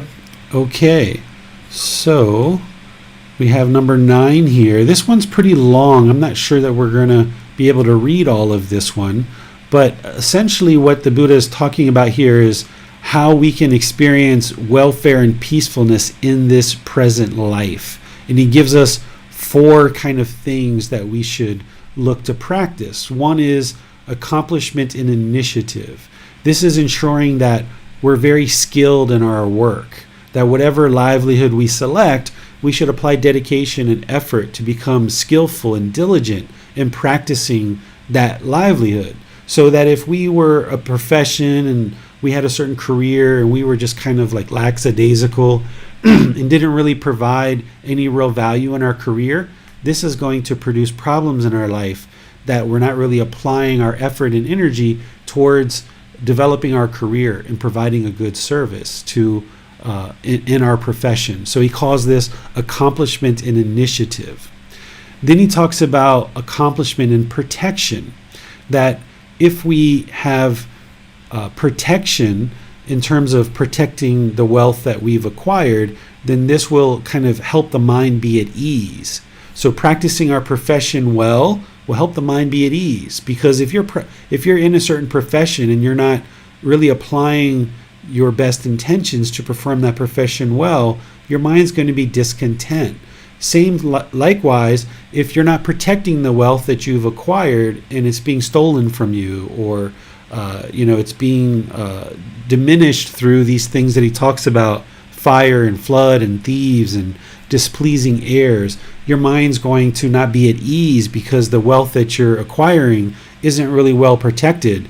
You're applying all this effort and energy in your career, yet your wealth is just kind of going out of the bottom of the bucket, so to speak.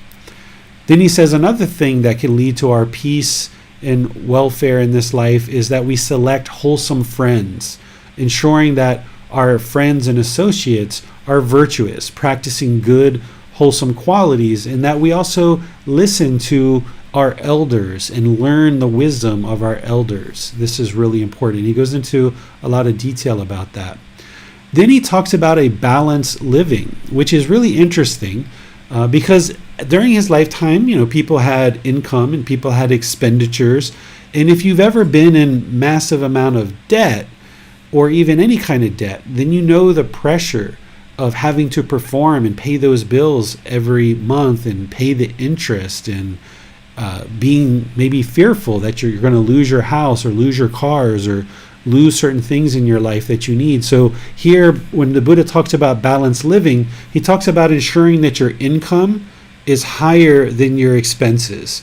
Where if it's the other way around, where your expenses are higher than your income, then you're not going to experience peacefulness in welfare in this life, because your mind is essentially going to be under this pressure to constantly be paying for the debts that you're incurring. So right now, if your expenditures are above your income, you're going to need to draw down your craving, desire, attachments so that you can bring your expenses down, and then work on increasing your income so that you can balance this out and pay off your debts and get to the point where you're debt free and you don't owe people money. And this is liberation. Walking around with a bunch of debt strapped on your shoulders, the mind can't be liberated. You can't just be at ease and do whatever you like when you owe people money. You can't just do whatever task in your day that you would like to do.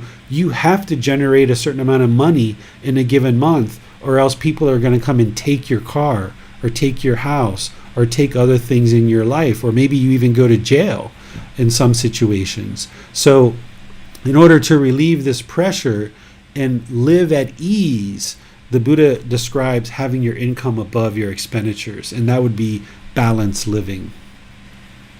Questions on that one?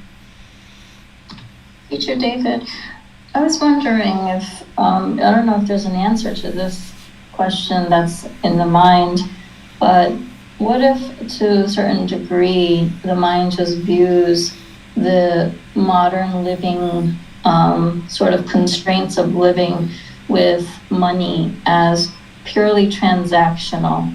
So right, where, with right effort and right energy, you acquire wealth and you acquire money and sustenance.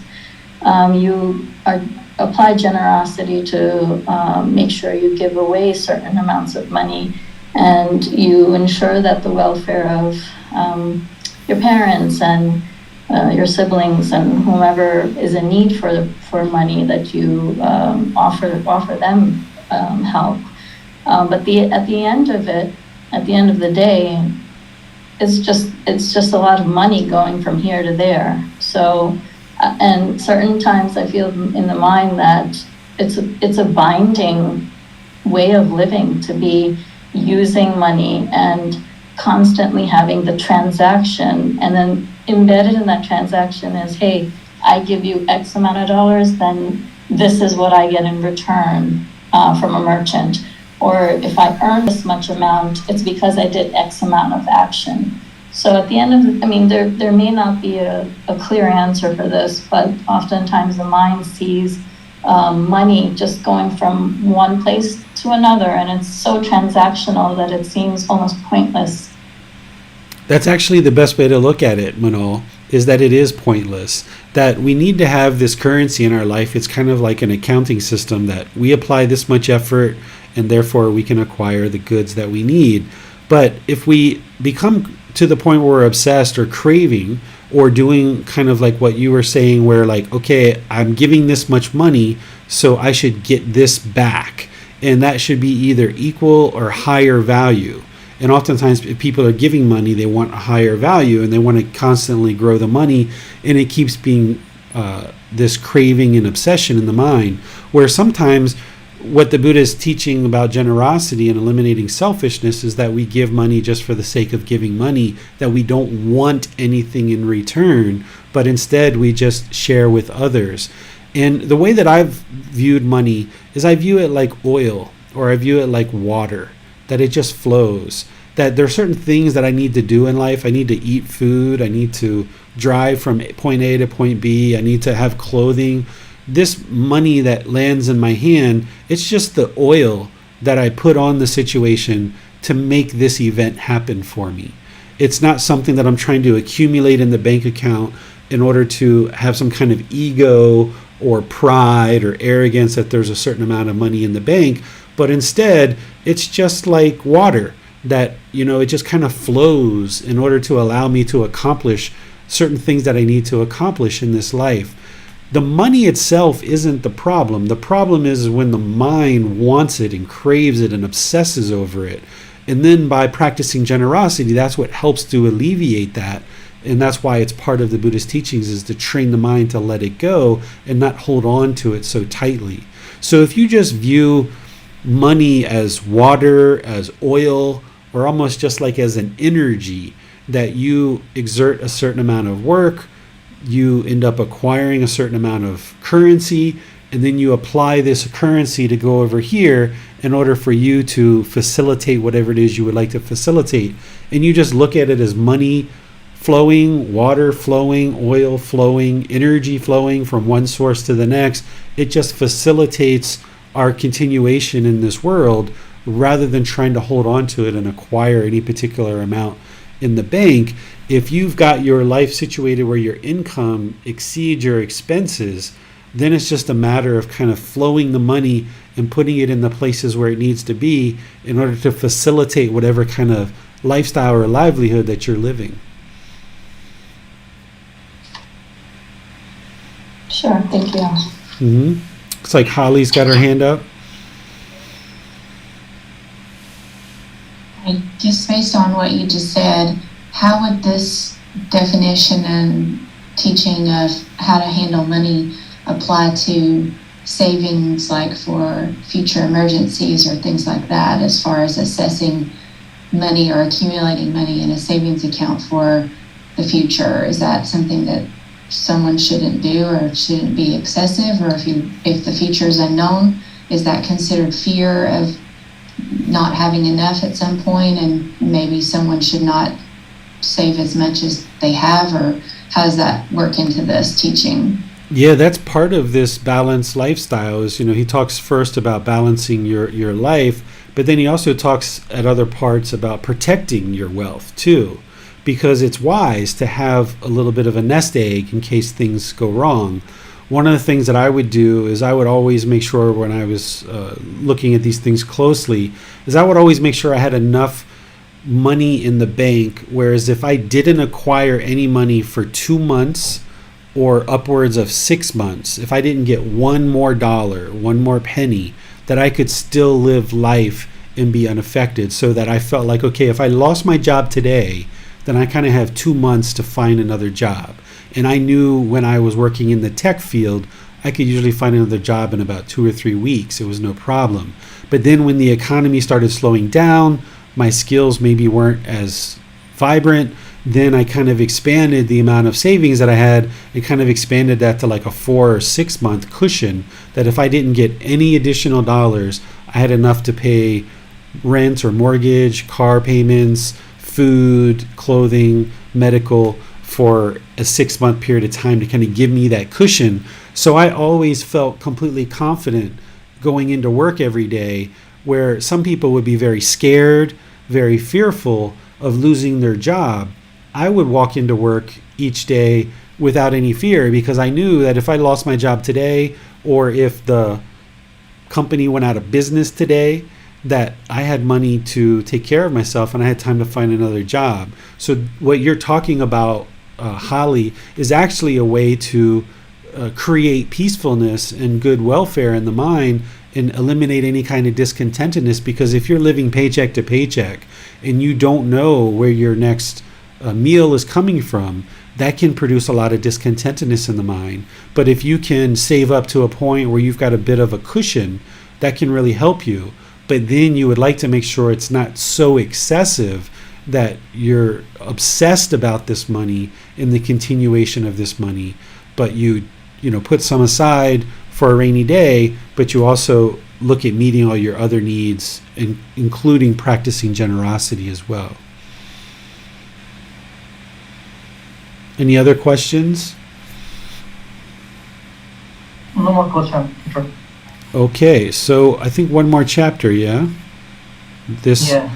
So the one that we just covered was the welfare of creating welfare and peacefulness in the present life, and now the Buddha is talking about future lives. How do we practice in such a way to ensure that our future lives are peaceful and we have good welfare? And remember, keep in mind that the Buddha didn't teach that we should aspire for rebirth. His goal and his teachings, what they lead to is they lead to liberation, enlightenment, where you attain a peaceful, calm, serene, and content mind with joy in this life, and there is no more rebirth. But he also taught certain things that, hey, if you practice these things and you happen to not get to enlightenment this life, your future life will have better welfare and more peacefulness. And here what he taught was accomplishment in confidence, accomplishment in virtuous behavior, accomplishment in generosity, and accomplishment in wisdom. And here the accomplishment in confidence, he discusses this in multiple places in his teachings, is having confidence in him, being the Buddha, that he is enlightened. Because during his lifetime, there were multiple people that were teaching. Why would anybody learn with him as a teacher if they didn't have confidence that he was actually enlightened or the perfectly enlightened one? So he talks about, having confidence in him will essentially lead to somebody learning these teachings and improve the condition of their mind for future lives. But it also improves it for this life too. And then he talks about accomplishment in virtuous behavior or moral conduct.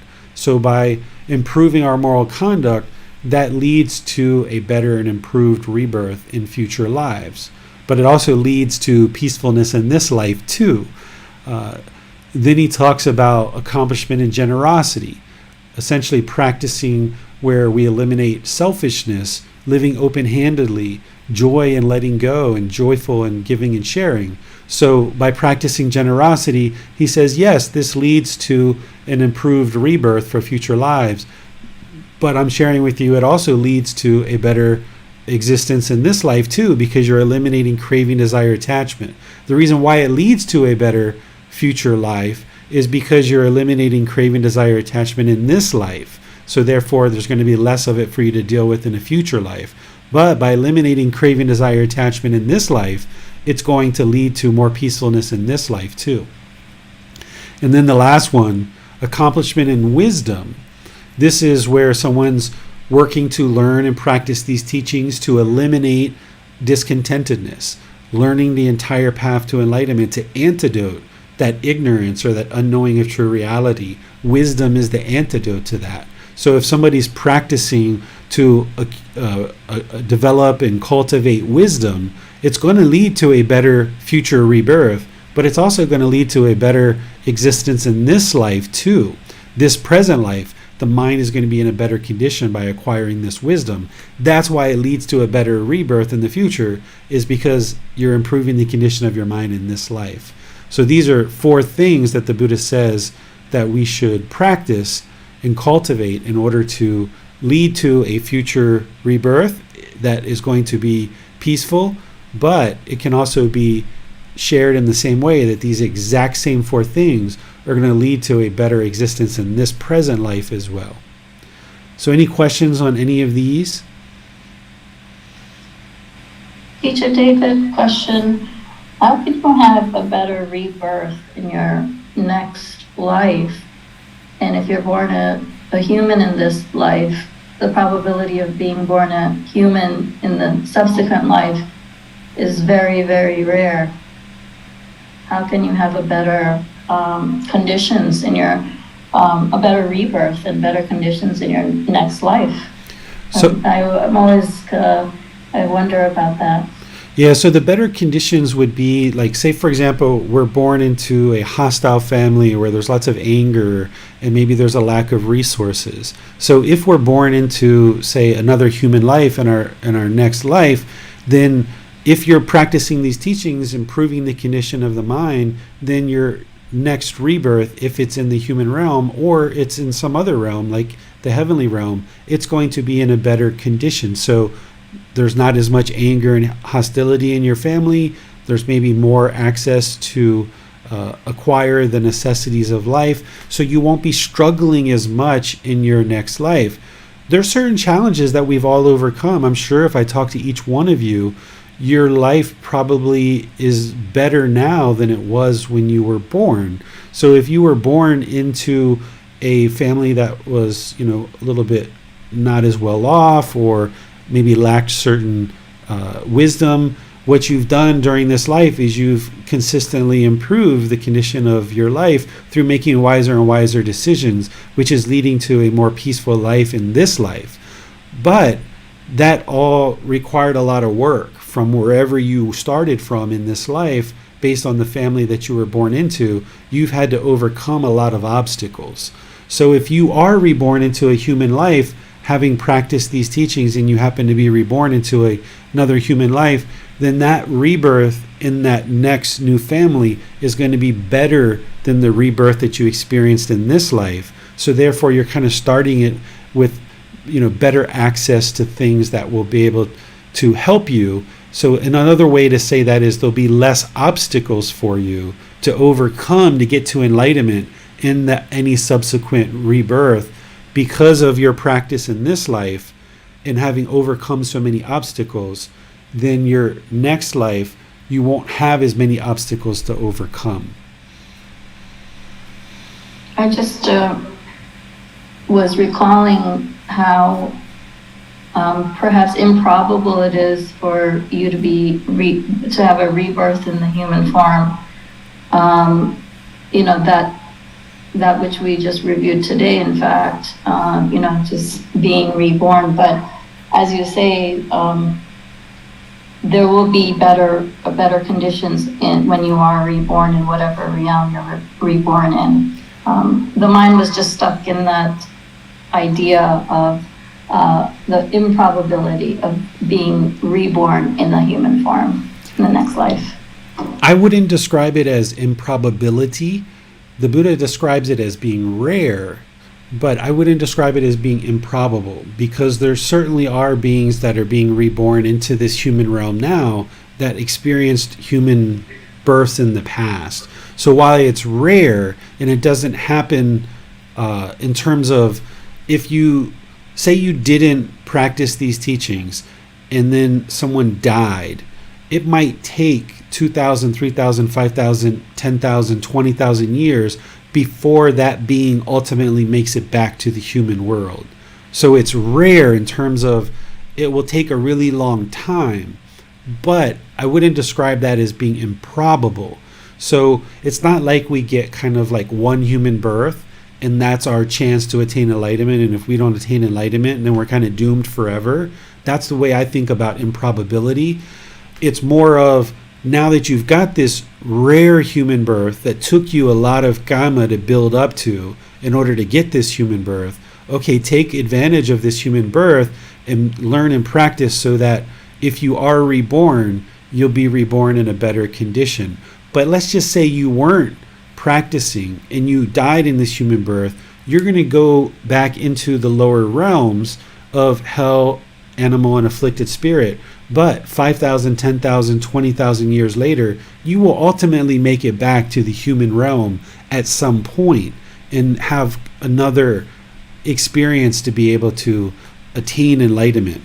But here what the Buddha is giving us is the ideal would be that we attain enlightenment in this life, but should we not attain enlightenment in this life, the next best thing that could happen is that we at least practice in this life, so that then our future rebirth, whether it's in the human realm or heavenly realm, will be in a better condition than it is when we started here, so that we're constantly improving upon the condition of the consciousness and the mind, getting closer and closer to enlightenment through multiple births.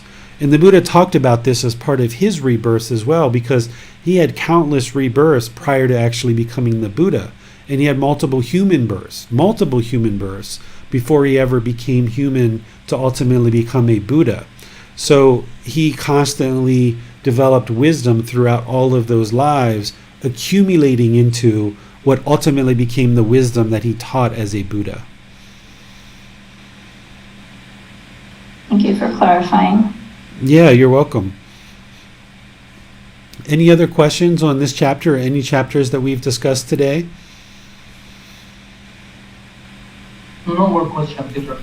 Okay, so I'll just kind of get out of this and just kind of wrap things up for the class. That this is starting a new book, and we're getting into some different teachings that we haven't explored before, which is really nice to be able to have these discussions where in the group learning program, there's kind of set chapters and we're discussing that chapter, where here we get a lot of variety and a lot of different things to discuss.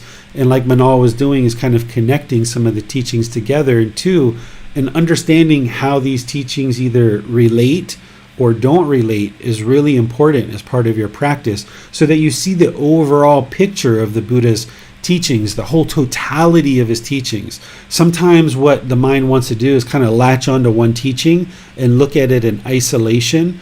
But when you kind of step back and you look at it from a whole totality, you can kind of see how these teachings interrelate. And when you see the whole totality of the teachings, you can see the path more clearly. It's more illuminated for you. So this method of study allows us to do that. So I'm really pleased that we're able to go forward in this program the way that we are. So next week, we're going to be looking at chapters 11 through chapters 20. So if you'd like to read those before class, you can read those, come to class with questions, and we'll read them in class as well. This book is going to be a book that we're in for about 3 months, because there's 124 chapters in this book.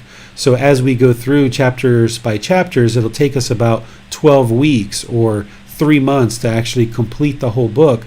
And by the time we get to the end of this book, we will have covered a vast variety of the words of the Buddha. Where that first volume 2 was almost like a little bit of a warm-up, this book is really going to dive into the teachings. And then we have another kind of little book with volume 4, and then volume 5 is another really big book where it's about the first stage of enlightenment. So all of this work that we're doing with these volumes will help build up to volume 5, where volume 5 is all about the first stage of enlightenment. So thank you all for your dedication. Thank you for your questions. Thank you for being willing to read the chapters and volunteering to do that. For those of you guys that I skipped over your chapter that you were planning to read, I apologize for that, but that's a bit of impermanence for you that don't allow the mind to get hooked or clinging or craving to read. So I'm not sure who ended up getting skipped over, but just let it go. No big deal, right? You signed up, you volunteered, you had the intention to practice generosity, but it just didn't happen because of impermanence. So don't allow the mind to become discontent if you had volunteered to read a certain chapter and that didn't happen. Just let it go. And that can be good practice for you, that in daily life you're able to do that more. So I'll see you guys either next Saturday to discuss chapters 11 through 20, or perhaps tomorrow in our group learning program, where we're going to be discussing the moral conduct section of the Eightfold Path, which is right speech, right action, right livelihood. Or this Wednesday, we're going to be doing breathing mindfulness meditation, and that'll be part 2 of our 4-part series where we're diving into breathing mindfulness meditation. So I'll see you either Sunday, Wednesday, or next Saturday. Have a lovely and wonderful rest of your day. Sawadee-ha.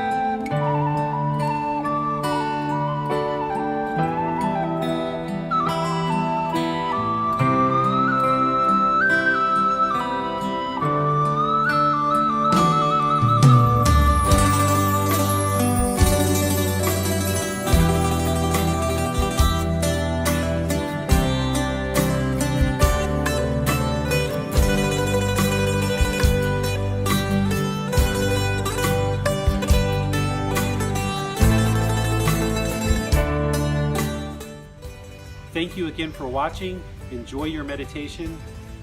Look forward to seeing you online and answering any questions that you might have. Thank you so much.